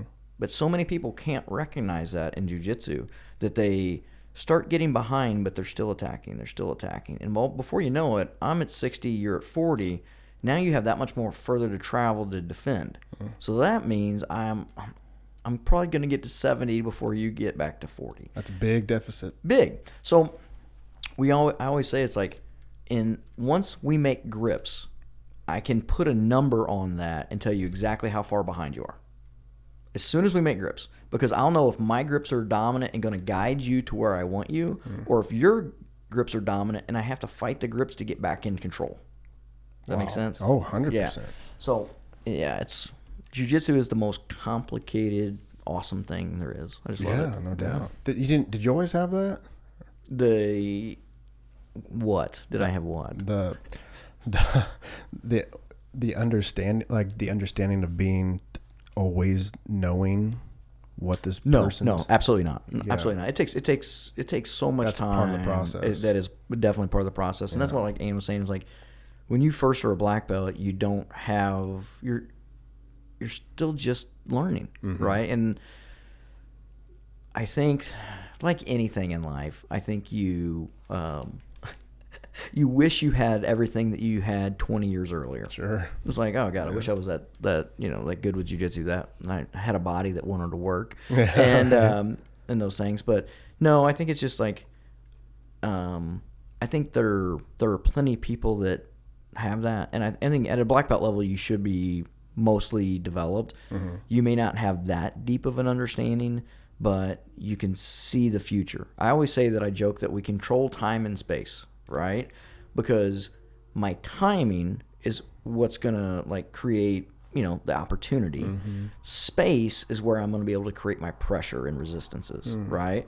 So if I'm in mount and I put my hand in your collar, I should know exactly, because of your body type, how you defend that. Okay? I do that 10,000 times. I've probably got every reaction that every person is ever going to give me. Exactly. So then it becomes just like Dave was talking about. It's like, okay, if I play the percentage, it's kind of like you see those poker percentages when guys, okay, he's 70% going to win. Yeah. I put it, that's kind of running through my head. When I'm rolling, I'm like, 90%, bro. You're going down a hole here that's a big problem. What about when you go with another black belt? Yeah, same thing. Oh, really? Same thing. But it's more intense or something, because they're probably, if they're running the same algorithm against you, I mean, the margin for error is way, way more small. Yeah. It's a different thing, because more than not, black belts still have the same problems in bad positions. Okay? And Sure. Right. If you mount a black belt, they still got to defend the mount. You get a back. If you're on the back of a black belt, they still have to defend. They're going to have some tricks, some things that they try to guide you out of. They're going to have ways to fight back in. But more than not, it's who's leading the dance, whose grips are leading what. So if me and another black belt are rolling and I'm letting them control the grips, I'm losing. At the very beginning, I'm losing. Grips are going to do what? Well, they're going to put me in a position that they have to fight out of. If they're fighting out of my positions, I'm winning. Does that make sense? Right. I mean, so it's pretty easy in my brain, the way the way it makes sense in my brain. Now, let me give you an example of me rolling with two black belts that stole my soul. Okay, JT Torres, maybe the most, one of the most dominant Americans, ADCC champion. Yeah. And he let me put him in the best position I could be in. Like, we're rolling nice little, it's a friendly roll. We're not trying to kill each other. I put him in a half guard that I know I can pass. He did something to me that was like out of the matrix. I ended up upside down with now JT on top of me. And I'm like, I don't know what just happened. So, like, later, I'm like, man, show me what you just did. Yeah. And, like, he did it again. And I was like, how can your body do that? Like, it just didn't compute to me that he was able to do what he did with his body. Yeah. And I was like, okay, mental note, that's superhuman. And there we go back to, like, there's those special people. Yeah, absolutely. Right? And I'm like, okay, so we had a nice little roll, but it was just so much fun because, like, I didn't feel like he was using extraordinary strength, but I felt like he did everything perfectly that he knew how to do. So he was doing something at the most elite level that you could be as a human. And I felt it. And I was like, that felt weird. Okay. Yeah, not a normal feeling. Not for a normal JW. feeling. Yeah. So then I rolled with Rafael Lovato Jr., right? One of the only few Americans. I am a giant fan of Lovato. Super nice guy. Was nice enough to fight in my show and then do a seminar at my school the next day. Nice. And I had no illusions if I fight a heavyweight or super heavyweight black belt world champion that 45-year-old JW is going to give them anything, right? So he sits down, which was nice of him. And he makes a grip. I make a grip, and he tries to sweep me. And I correct it, and I kind of gain position on him, okay, for a millisecond. And he goes, oh, that was nice. And as soon as he said that, I was like, here it comes. Right. You're right. Like, I did one good thing. Now let me show you what I can do. Right. And it wasn't being mean or anything else. But then I felt the strength of his grips. I felt the power of the person. Swept me, mounted me, and it felt like a car parked on top of me. And I knew everything he was doing, but when you get so far behind, you may be able to defend and not go anywhere, but you're not going to defend your position. Like, I'm not going to go from 20% control and them 80. And if I don't move, I'm not getting any better. Yeah. Right? But I may be able to stay at 20. You know, I've rolled with world champions that I got stuck in a position, and I told myself, I go, he's stuck too. And I'm like, I'm going to make them hate this position and know that after this time, they didn't submit me. Yeah. You know, just to put it in their, like, you beat my ass, didn't submit me. Right. And then it's like, next time they're probably going to submit you. But for him, it was just like, well, man, this is really unfun. I'm going to try to get out of here and probably get cross-collar choked. And this is exactly what happened. Yeah. And it's like, all right, to be expected. I just got tapped by a world champion that's 50 pounds heavier than me. Yeah. So next roll was with Jared Dopp, was a guy that was trained with him. ADD, I think got silver in the ADCC at super heavyweight, right? And Jared just flow rolled with me. Like, he was not trying to prove a point. We had a nice roll, super good time. But he just wanted to be technical. And if he's a bigger guy that's a little bit slower rolling with a faster, smaller guy, it put him in a lot of bad positions and he'd have to recover. So he was just using the roll as like, man, I can get better. Yeah. So like I took that mentality. I'm like, Lovato was very generous with his time, rolled with me, showed me basic jiu-jitsu done perfectly. Sure. You're gonna die. And then Jared like rolled with me. We had a nice little roll there, and like we both had a lot of fun out of it. He probably got some like things that he wanted to work on, and I got a good workout trying to just keep up with him. Yeah.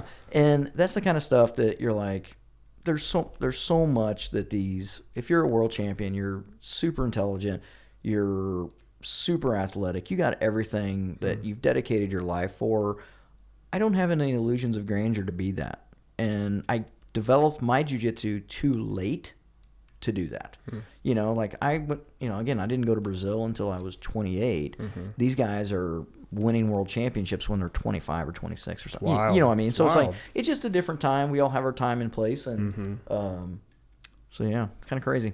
It really is. Yeah. But I would say you have that your path in particular has gained you a lot of wisdom, which now you're passing along. Like, these guys are really smashing, and I mean, a super high level, and that's everything I wish I could be. But I don't know, you have, like, you're the maker of them. Like, you play that role. Well, I feel like we all have this role, and my job is to give people. Let me take a step back. I want to go to the grave knowing I didn't keep anything back. You know, I want everybody to have every little piece of jiu-jitsu I had.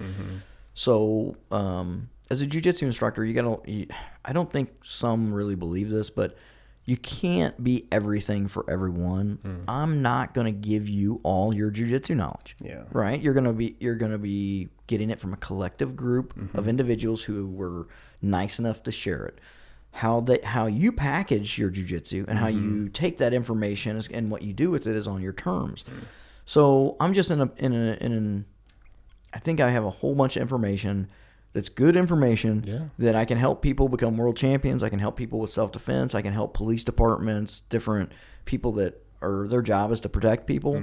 I think I can help people do that and help people become better people.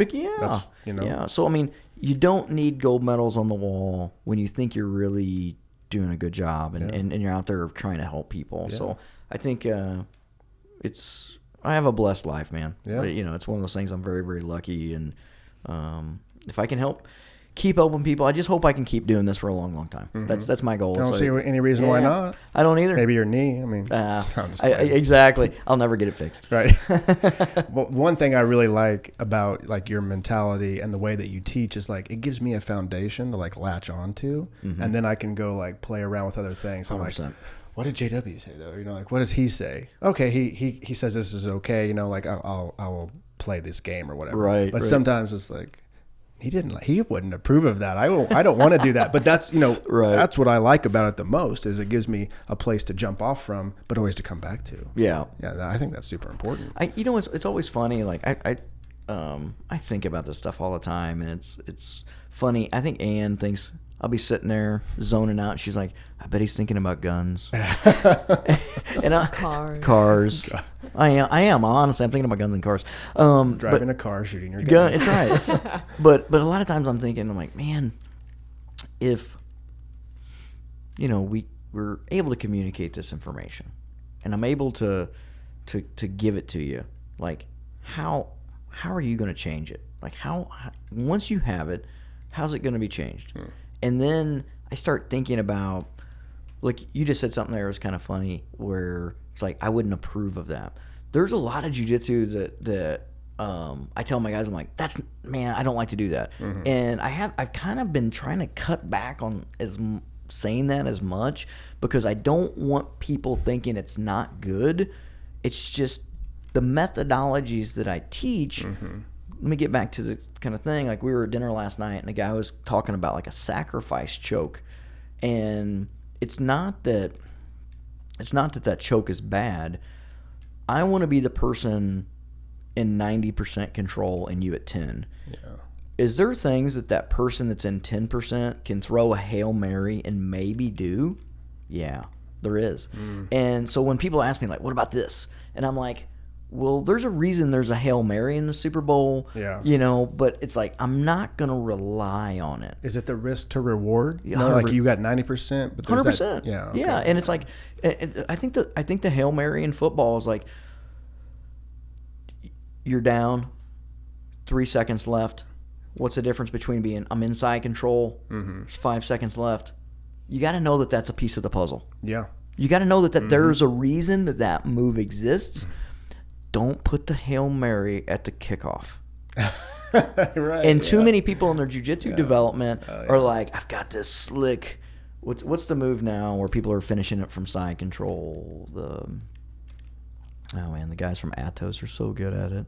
The buggy choke or whatever. It's where a guy they pass in side control, and these real long-legged guys can lock it up to where it's basically a head and arm choke. So you're stuck on the bottom, but they're choking guys that are on the top. Wow. It's a slick move, man. Yeah. It's a slick move. And I've got one of my brown belts. He's a real long, lanky guy, and I feel him trying to set it up. I'm like, no. Yeah. Shut you down. I'm like, you're getting choked now. Yeah. Right. But those are the things that's like, hey, man, there's a reason that move has a time and place, and if you get good at anything, like it could be your time and your place. Sure. Yeah. But I think just my style is like really fundamental, really heavy pressure, solid fundamentals, right? And always playing the percentages. Like, let me make that 90% bet. Yeah. I'm gonna pass on the 10%. Yeah. Like, I'm not gonna take that risk. Risk versus reward, like you said. Right. Absolutely. Yeah. It's funny that you say, not approve of, because literally what I was thinking of was drugs.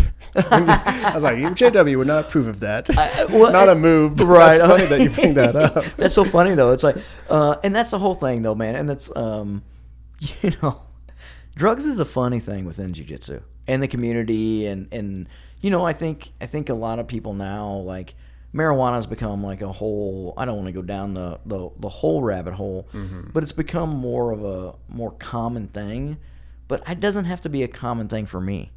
And I just tell people, I'm like, hey man, if these are your things, do your things, but don't promote something that you think may affect kids in a way. Yeah. And I'm like, I just don't want to be like, I don't want to be that guy out there being pro this, pro that, and being like, hey, kindergartners, look at me drink whiskey on the, it's like, let's roll. Right. So it's like, it's funny. Like, I'm pretty laid back with most things, and people that, like, live your own life, but man, respect it. I'm going to live mine the way I live it. Yeah, absolutely. Yeah. Somehow the jiu-jitsu community somehow like absorbed the surfing community. They did. Right? Like, or the vibe. Like, there's 100%. Such a translation there. I don't know how that happened. Maybe because SoCal was kind of the birthplace of American jiu-jitsu. Is that correct?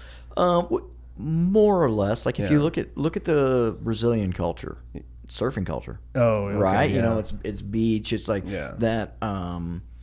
Yeah, it's a funny thing that you can kind of look at it and be like, oh, well, I mean, even like hang loose. Like, isn't that a like shaka or whatever it's called? Right, I don't know, something like that. Brian's got that thing hanging up in his school that explains the hang loose. Oh, nice. But yeah, it's funny how, probably because the development, you basically look at the beginning, went to California, was in Torrance and all that stuff. Right. But it kind of, you look at the main things is like a lot of those black belts came from Brazil surfing, and I never thought about that. It's kind of crazy. But doesn't jiu-jitsu have a Japanese culture as well? Oh, 100%. Yeah. So if you go back, there's a lot of different like books on jiu-jitsu history and Carlos and Elio, and there's a really good one called The Gracie Way, and it's written by Kid Pellegro. My instructor is David and Royler on the cover, and it's after Royler fought Sakuraba in Pride,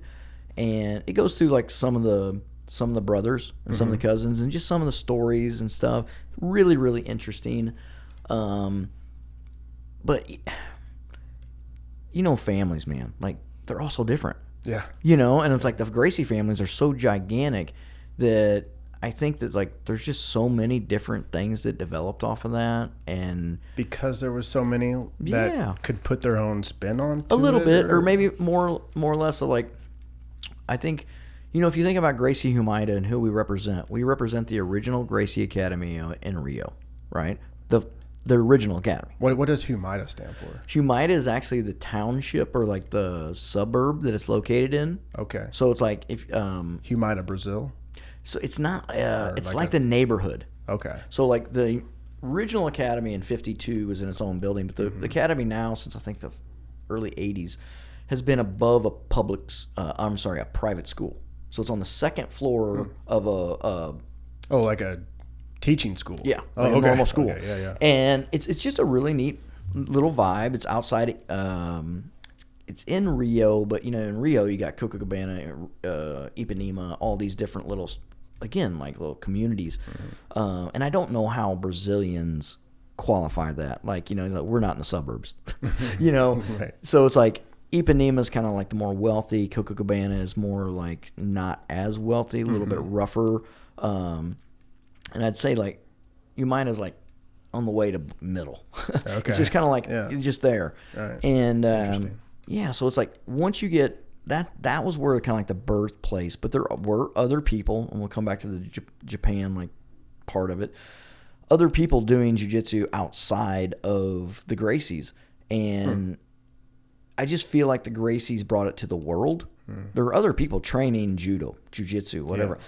But what a lot of people don't realize is Brazil had the biggest Japanese colony and immigrants move into that country of any other place. Wow. So there's more Japanese in Brazil than any other country in the world other than Japan. Wow. So that's why if you look at like the Brazilian judo team is like always one of the top. It's because like the Japanese judo was influenced. Wow. Yeah. So it's like it kind of starts to make sense. I was gonna say. So if you look at like, okay, there's always going to be a Japanese influence because it didn't start off Gracie Jiu-Jitsu. It got started by a Japanese gentleman teaching the Gracie family Jiu-Jitsu, right? Wow. So and then do we know his name? Yeah, Carlos Gracie Sr. is one that learned from the Japanese. Oh. Okay. Elio was his little brother. Oh. Okay. So at a certain point, Elio was kind of a frail kid, really didn't go to school, wasn't very healthy, would basically just hang out with his brother, learn jiu-jitsu from his brother. And at a certain point, they ran the academy together. All five of the brothers, I can't remember all of them, but Osvaldo, Carlos, Elio, Bob. No, I don't know what that. Almost. I can't remember all of them. Yeah. But they all trained jiu-jitsu. They all did these challenge matches to prove jiu-jitsu. But their information, I kind of look at it as like judo came in, and judo and jiu-jitsu kind of the same thing, like, right? And what I mean by that, don't get pissed off, judo and jiu-jitsu people, but it's at the end of the day, stand-up fighting, stand-up grappling, you're throwing people, you're getting them to the ground. In my opinion, judo and jiu-jitsu should be the same thing. That shouldn't be changed. The sports is what really changed them, right? I love judo. I think judo has a very big place in just self-defense in general. So, and for me, teaching jiu-jitsu, you may say like, well, that's a judo throw. It's a jiu-jitsu throw. It's the same thing to me, right? I was going to ask if you taught judo, but we have a judo coach that teaches more like the traditional way, gives rank in judo, so that way it's like if they ever wanted to compete, they can compete in a judo tournament. Sure. Yeah. So we have these brothers that they learn jiu-jitsu. Now they're trying to prove it. They're kind of building their own brand. So like they only trained with them for a very limited time, and this was back. They started teaching out of their house in 1925. So if you look at how the world of martial arts developed around 1917, 18, 19, if you look at how every country developed like their military training, Russia sent people to Japan. America sent people to Japan. Wow, really? It's really interesting if you look at that. Like right then, after World War I, everybody was like, we need to invest into our training. Right. You know, we need to be able to know how to fight. So like all these people like, and that's where we kind of got Sambo and Jiu-Jitsu. Like it was all developing at the same time.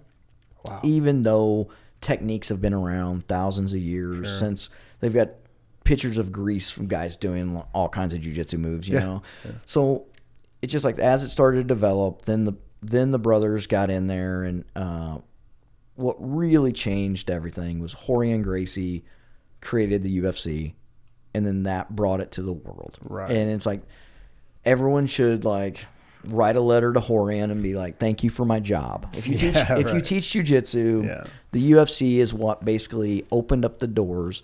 Now, every jiu-jitsu instructor should call Joe Rogan or message him and be like, thanks for supporting me. Yeah. Because there's so many people that come in and be like, I heard on Joe Rogan's podcast that I need to do jiu-jitsu. Jocko, same thing. And I want to give it a try. So we have these, man, you don't think about how powerful I hate that word influencer. Yeah. Right? But man, they are. Yeah. Like those guys, like they're out there and they're influencing for me. It's like, whoa, thank you guys. Yeah. Let me come give you a big hug. Yeah. Not Jocko. Not Jocko. Right, just like a nice faraway handshake. Jocko's actually supposed to come to one of our academies. Nice. I don't want to say we don't have dates and stuff yet, but like he's getting ready to do something for some people, and like he's gonna come like work out with us and That'd stuff. Be awesome. Yeah, it'd be pretty fun. Big fan of Origin. That's where all my gis come from. That's very good. It's really neat that that's an American company. Man, I know you're a Fuji guy. Of course, right? You know I'm team Fuji. But here's what Origin just did. That like I'm not envious of any man, right? But you know who Cameron Haynes is? Oh, okay, of course.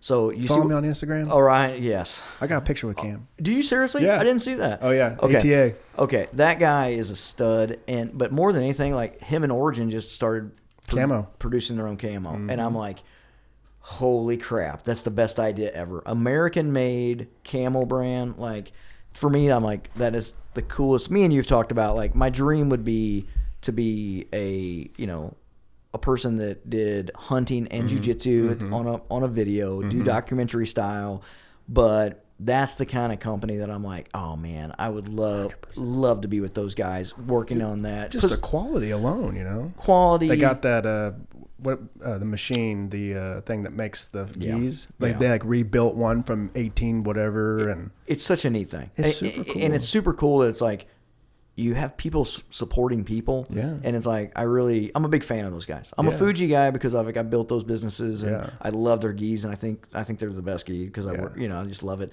But like when it comes to like that kind of stuff, it's cool to see innovators and Cam to come away from like a Under Armour. No, my dad and I were just talking about that. It's like, holy crap, you gave up Under Armour to build your own brand. Right. You're the man. Yeah. You're the man. Yeah. Amazing. I'm unofficially sponsored by Origin. That's awesome. That's just awesome. Because that's all I buy. Hey, that way you're sponsoring them too. True. It's just like, come on, man, look at all this gear I have. Look at this. It's exactly. Yeah. Yep. Yeah. Distinguishing between gi and no gi, like, do you guys have a preference, or do you lean one way or the other? Or we train a lot more gi in our academy, so I think. Just naturally, I have come to love that the most, but I do enjoy. We have a couple no-gi classes a week, and I like that for a change of pace. I don't compete no-gi because I don't train it enough, but it's just fun. Yeah, get in there and try stuff. It's a little faster. So. Yeah, a little more slippery. Yeah, I'm the same way. Like at the end of the day, like I think it is a little bit different a game. I love the gi because it gives you like this unending encyclopedia of what could I do. There's so much I could do with it. Where in no gi, like the moves, like you got, okay, these is what I can do. Yeah, it's a little bit limited, but it's still stinking fun. We do it a couple days a week, and I love it. I would way rather train in the gi. I just enjoy it. But if I didn't train in no gi, it'd be pretty sad. Like I'd be. It's a whole world that yeah. So closed off. I love the leg locks. I love that stuff that you really can't do safely in the gi. So like it allows me to kind of go into that, toolbox and start playing a little bit more. Yeah. Like I said before, like 10th Planet was kind of my that's what kind of drew me in, and they're almost I think they're totally no-gi. And I thought that no-gi was like, well, no-gi is more real world. People aren't walking around with gis. And then, we train at Dave's or whatever. I'm like, people wear coats and they wear collars. And so then it wasn't so much of like a real world versus a on the mat. It was just, this is all applicable. Yeah. And so I've really enjoyed the gi more and more. It's really cool too. I walked into the academy, I'm not going to say where in California, and there was one of the top 10th Planet black belts in there in a gi, right? And I was like, oh, this is cool. And he's just talking. He's like, oh, man, I don't know what the hell you guys are doing. And he was just like, teach me. Like he just, and then they took the gi off. And these guys that are black belts are like, teach me. Nice. So it's like there's this, like you can learn so much in either one of those things that you could spend a lifetime developing just one. Yeah. So like being able to do both, so cool. Yeah. So fun. Yeah. It's kind of like being ambidextrous. Exactly. Like whichever one I want to use, Yep. How'd that Fuji tournament go that you were wanting to? The pro? I think so. It went really well. And it went really bad. Uh-oh. Let me tell you, it's a story. It's a funny story, so I can tell you how much I hate Facebook, guys. Uh-oh. You want Facebook Live? Facebook. Okay. It's Meta, by the way. It is Meta, and if I could punch Mark Zuckerberg in the friggin' face, I would. So we had a really good fight guard. Brian M. Holtz is my the guy that puts the fights together now. Sean Woods, Dave Vinson, they're my partners. Vincent, Krista Anzalone, they're my partners in Texas, and they do all that of the Fuji BJJ stuff. So we got a nice little owners group. Fight card was awesome. The Shrine is an amazing venue, super cool, super historic. Super happy with the fights. Super happy with the venue. Ordered a ton of like production equipment. Promised it would be here. Hey man, we're supply chain, baby. Supply chain. Sorry, can't get it. So it's like, and what was nice about it is like they wouldn't even call me back. Oh. And I'm like, I just spent a fortune with these people. Oh yeah. So it's like some of the things. The show still looked nice, but like I'm excited about the next show now, so that people can see the fortune I spent on stuff that did it come in finally? Finally did. Okay. Showed up on Tuesday after. I was super happy. So we had that going on, and then the last time we did a show, we used Facebook. And it really went well. Like I wasn't quite happy. I talked to you about the camera and about the footage, but I liked the process that Facebook had. Well, let me tell you, this time Facebook couldn't have screwed me more than they. No. So basically, what happened was we had so many people buying the stream at one time. Facebook's AI program shut us down. I thought it was bots. 6 minutes in. Whatever it is. Yeah. It's just crazy. So I thought maybe it was the music we're playing. Maybe it was whatever. Yeah. We finally got up the management level with Facebook for them just basically to tell me, don't ever use our system again. Wow. Can you believe that? Wow. So Facebook creates a streaming process that you can monetize. Yeah. And then we crash it because we're doing our job. Yeah. Making them money too. Let's take it a step further. They won't refund anyone that purchased it. Man. What were you charging? $20. So now I have all these. Bummer. We got to stream 6 minutes. They shut us down.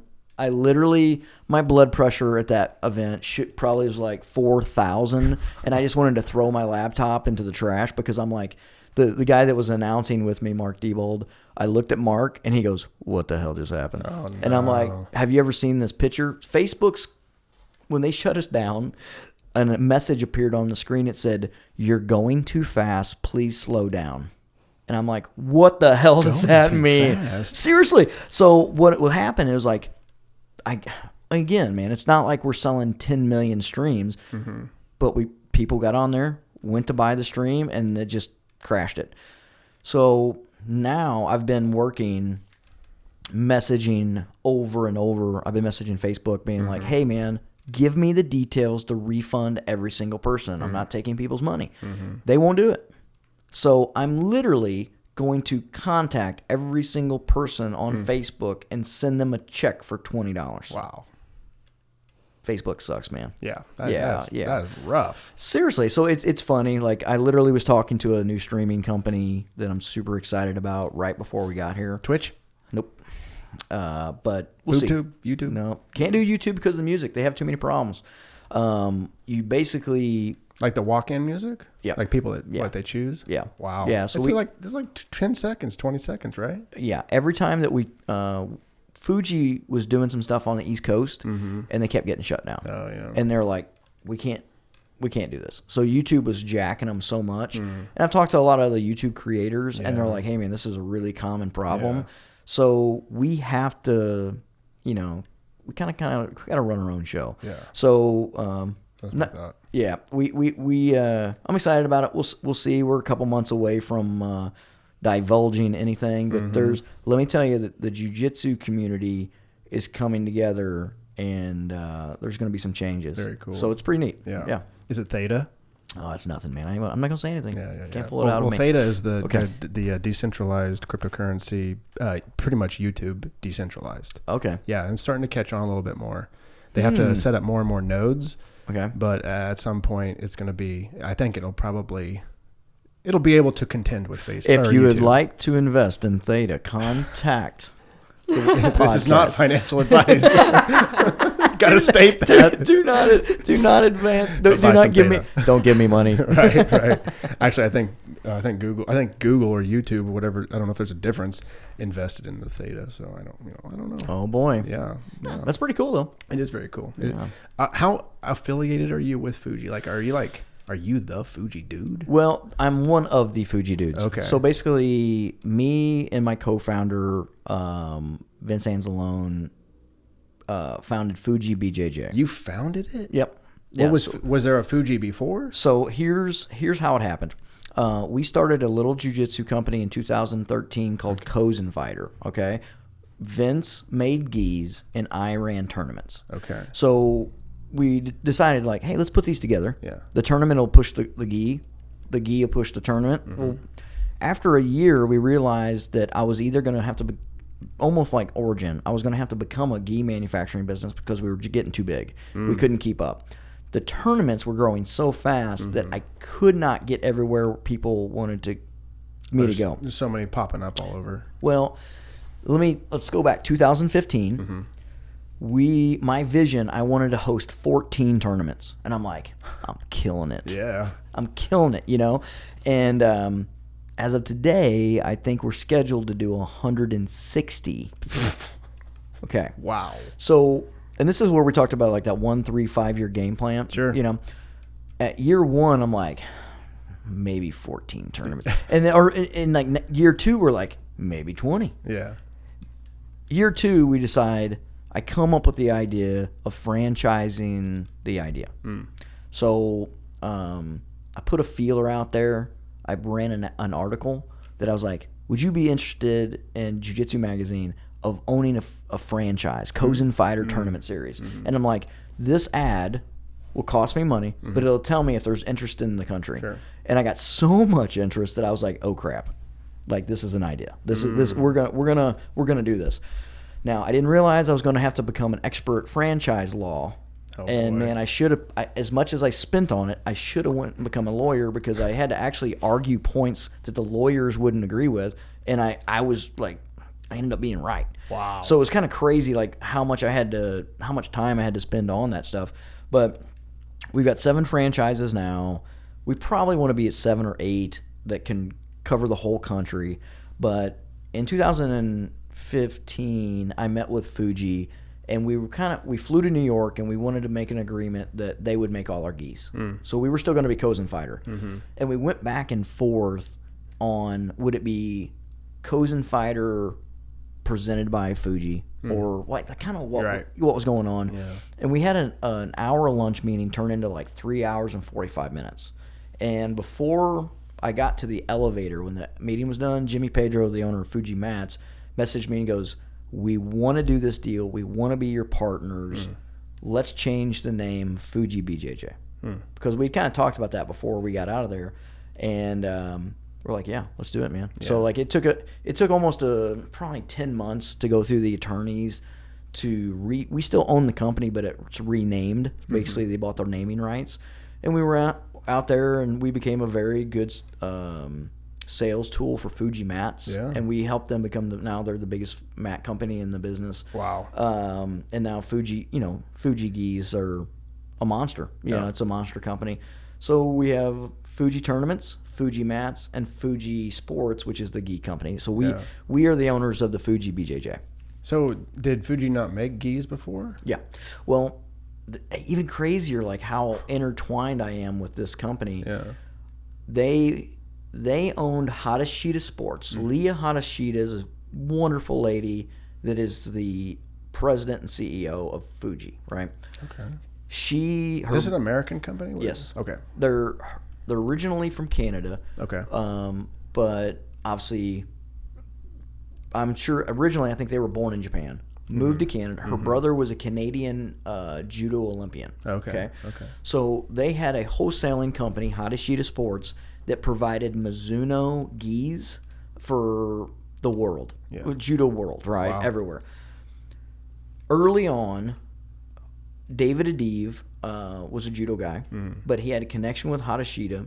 Hicks and Gracie's first gis were made by Hadashida. Wow. So David Adiv really was the one that pushed him to it. And he's like, hey, you got to make a gi. You got to make a jiu-jitsu gi. You got to make a jiu-jitsu gi. I tried on the very first prototype for Fuji gi. Yeah. And David's like, I think they need to do this, like that. And I'm like, yeah, I mean, I don't know. Freaking, it's a gi. And Fuji started, man. So Fuji built good rapport with David and Royler. Also started private label making everything for Henzo. So when Henzo's blown up, so all of his shorts, everything that's private label is actually Fuji stuff. And they just kept growing, So we always were good supporters of them. They would support me too. Like if I had, I kind of restarted my life there when I started the school, and they like sent me 10 gis, and they're like, hey, wear one and sell the other 9 to pay for your trip. Wow. Yeah, I mean, they're just sick people, man. Yeah. They're just Jimmy Pedro is one of the smartest businessmen I've ever seen in my life. So you got a combination of a bunch of intelligent people, really, God, they're hard workers. Yeah, they're, no doubt. Lunatics when it comes to working. And it just kind of worked. So we're doing what we need to do. COVID kind of put us behind where we thought we would be. We're going to exceed the numbers that we even charted for this year. But like we expected to be like in Australia and Europe. We kind of figured that the tournament series would be a global by now. I literally was booking my ticket to Australia when COVID hit. Oh, wow. So we took a step back, kind of regrouped. We're thinking about doing some rebranding with the company now, some colors stuff, So there's always work to be done. That's amazing. Yeah, I didn't know. I mean, I knew you were, but I didn't know you were. Right. That's really awesome. Really cool. Yeah. So, do you think it will become global? I mean, I'm obviously it will at some point. Well, we'll see. Time will tell. Sure. How hard do I want to work? Really? Yeah. But our company has partners that do certain things, but I'm in charge of, like, I want to say the grand vision. Like, where do we want to go? What do we want to do? I have to put someone in place that is going to be that person that expands globally, because it's not going to be me. I see. And it's like, you have to know when you have enough time, and you don't. And I'm not going to go to Europe for a month. What are my students going to be like? Yeah. Hey, glad you're in Europe, but like I need someone to teach me. Yeah. So I think we will, but it's such, when you start thinking about global growth, there's things like exchange rates. Sure. Right. If we go to Australia, it's one big continent. You try to go to Europe, and every country is the size of a state, and we want to do tournaments in every country. Now you have different exchange rates. Now you have all these things that you're like, oh, wow. Yeah. I'm not in Springfield, Missouri anymore, like Yeah, trying to right. throw a tournament. It's a different world. So we want to go into it very slowly, very methodically, and see what happens with it. Bitcoin solves your issue. Oh man, I wish I had some Bitcoin. Ask your son. He's into I it. know, I know man. he is, That's man. no I look at Bitcoin every day, so like I am so curious of what the future brings. It's so neat. We're at the cusp, and like anything, I think I'm a couple years behind of the appreciation, but it's really cool. Really cool. We'll see how it all how it all ends, I guess. Oh, I hope it doesn't end. Well, it'll become, for just the Bitcoin's sake, it will become as common as the dollar, or it won't. And that's what excites me. It's like, man, will it be the global money? Like what? Reserve. Yeah. Well, I don't know. That's crazy. I hope it is. What do you think, Ann? I know nothing about Bitcoin. That's what Aristotle said. Buy Bitcoin. Kevin, don't do that. Don't Not financial advice. No financial But advice. JW said it. He said buy Bitcoin. Don't buy it now. It's so Don't high. trust It's like that guy. $50,000 Yeah, right. coin. But can you imagine those guys? There's that one guy that they were talking about that his computer was like in a dump. Oh yeah. And it has like how many millions of Bitcoin on it? At one point it was $750 million worth of Bitcoin on this hard drive. And then he told us whatever city is in, Yeah. he said, I'll give you $200 million if you dig it up. So that he This threw is the computer why I away. don't trust the machine. That's right. Yeah. I love it. Yeah. Don't give him your money. It's just like, oh my gosh, that's the worst ever. That's a nightmare. Oh, I can't even believe that. No, I would be digging in that dirt pile or the junk pile all day, all night. All night. Inhale all that poisonous gas Oh, by yeah. the time you find it. Yeah. I you're got dead. it. I've got it. There's just no way. Listen. God bless his soul. Yep. I think you should go to Israel and hire those hackers, the IT, the security guys. I'd just be like, go for it. Get in there, man. That'd be that's your best bet. That's it. I don't That's think it. you could dig for it. No. But yeah. We live in such a interesting time, and oh my God, anymore it's too fast for me. I used to be able to keep up somewhat. Now it's like, oh my God. Don't you think we're at the point that our parents are? Like we're like 20 years ago. I think that like ever since like on the verge or like on the. I think that ever since the car was, if you think about like when did the Model T really come out? We're talking what, 1918, 17, 15, something. You remember it? Oh my God. I was there. I'm gonna kill you. Back in the No wonder day. your knees are all screwed up. So if you think about like take 20-year gaps Yeah. and see all the changes in 20 years that happened, and then you think like, okay, my parents, like I guess their heyday was probably like in the 70s or whatever. Like you talk about stuff now and they have no idea, and you're like, oh my God, like I'm not far from that. Like not knowing, like, oh, that's crazy. That's available. Oh. No, I mean, I spend so much time, like in insane amounts of time in that world, in the crypto and like technology world. Yeah. And I'm still like, this is a full-time job for me. Oh, wow. And then I talk to the parents. I'm like, of course you don't get it. Like I barely, minutely get it. Right. And I watch every video at triple the speed. I'm just like trying to get it in my brain on Twitter all the time. And it's like, yeah, of course. How can any one person do this? And at some point you just can't. Yeah. You just have to choose. Like, I don't know. I know nothing about fishing or whatever it is. Right, right, I just right. can't engage with it, Yep. I don't have enough time or energy to actually go, what my buddy said, a mile wide and inch deep. Right. It's like, how can I invest any more time or energy? I got to sleep at some point.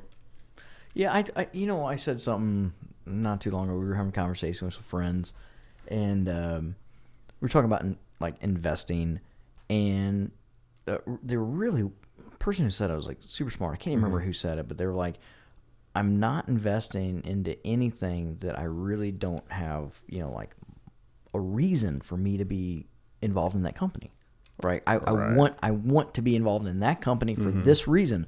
If I have a reason that I think that company is doing something, then I'm going to invest in them. Right. And I'm like, oh man, that's it. That's why I can't. It's very hard for me to get behind like some of the technology and stuff. And I'm doing tons of research, not like you, but like all the time I'm like, oh man, I'm so dumb. I don't understand this. And then I'm trying to read more on. I'm like, oh, I'm dumber. You know, it's even more. I'm like, oh, it's so. I've gone like, backwards. I'm like, I can't believe this. But like, for me, it's like, I'd rather put my money into things that keep me outside or keep me like invest into the soul kind of stuff. You know, it's like where I want to invest less in something that keeps me in front of a screen.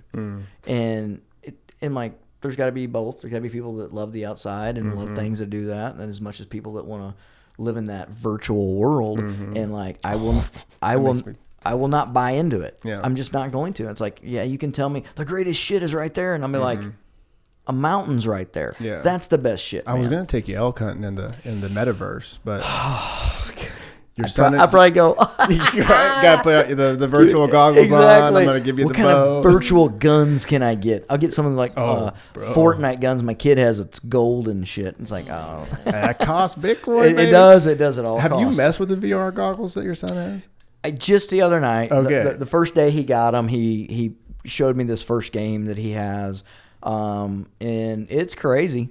What was the game? Half-Life Alex. Oh, he played Half-Life. Yeah. Virtual reality. Yeah. Oh. So it's like, whew, man. Yeah, that's intense. It's intense. Yeah. I mean, and what he can do with this thing is just crazy. So I see the enjoyment and I see how cool it is, but it worries me like everything, like how deep, like you got to stay in the real world. The real world is way more beneficial than the fake world. So with with my son being such a computer like advocate and enjoying it so much, there's always dad going, go outside. Yeah, right. You know, and I think that's what we have to do with everything. Like we can't too much of anything is not a good thing. Yeah, right.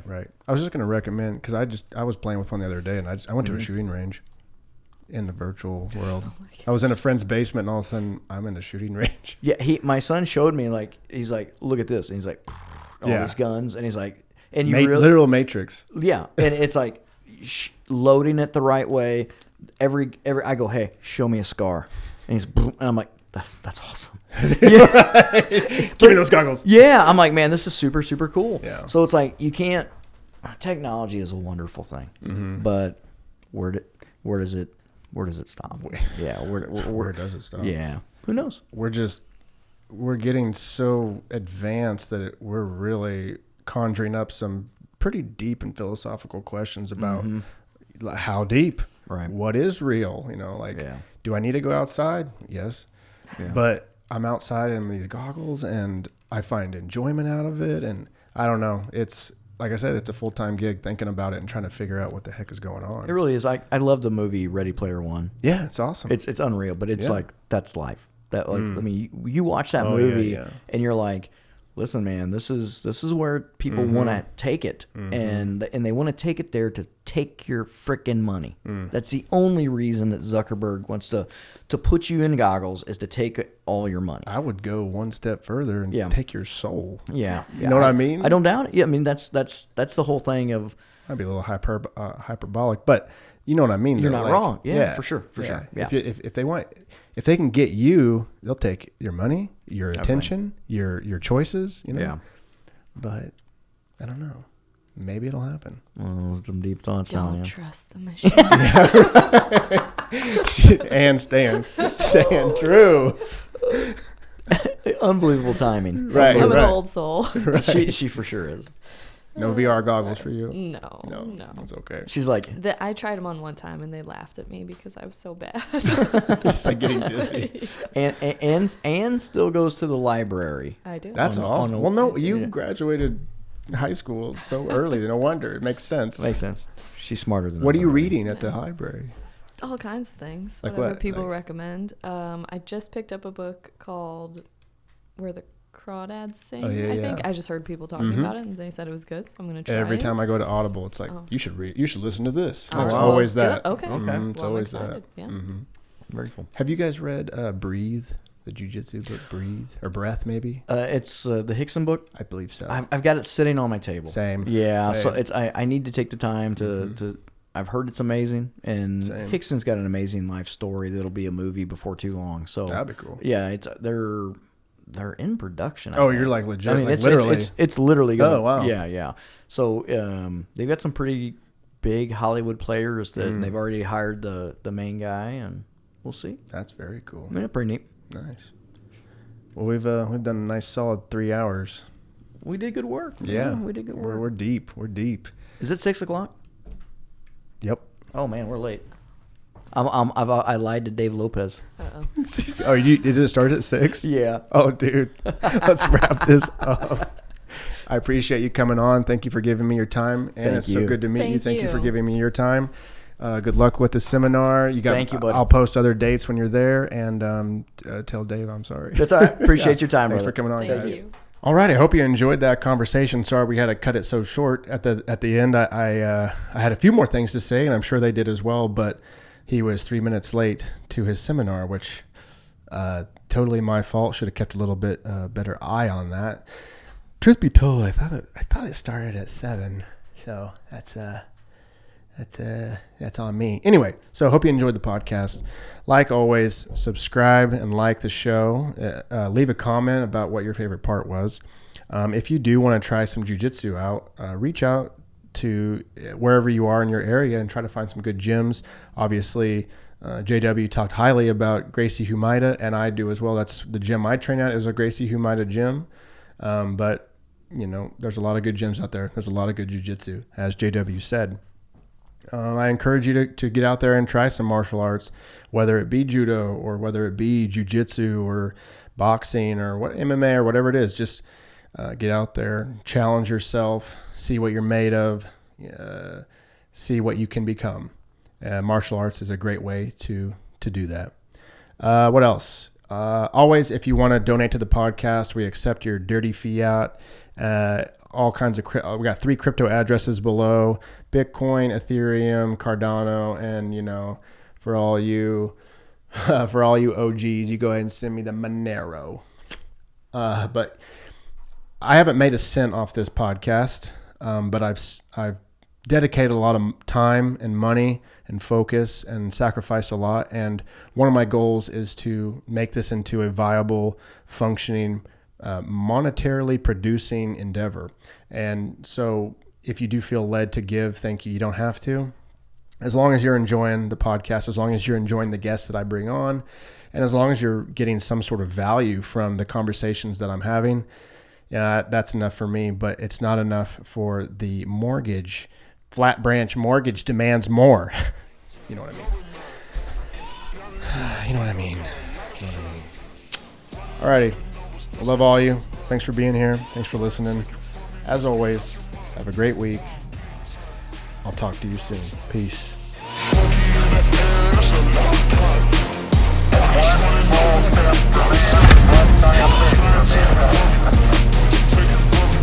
Sci-Fi wins.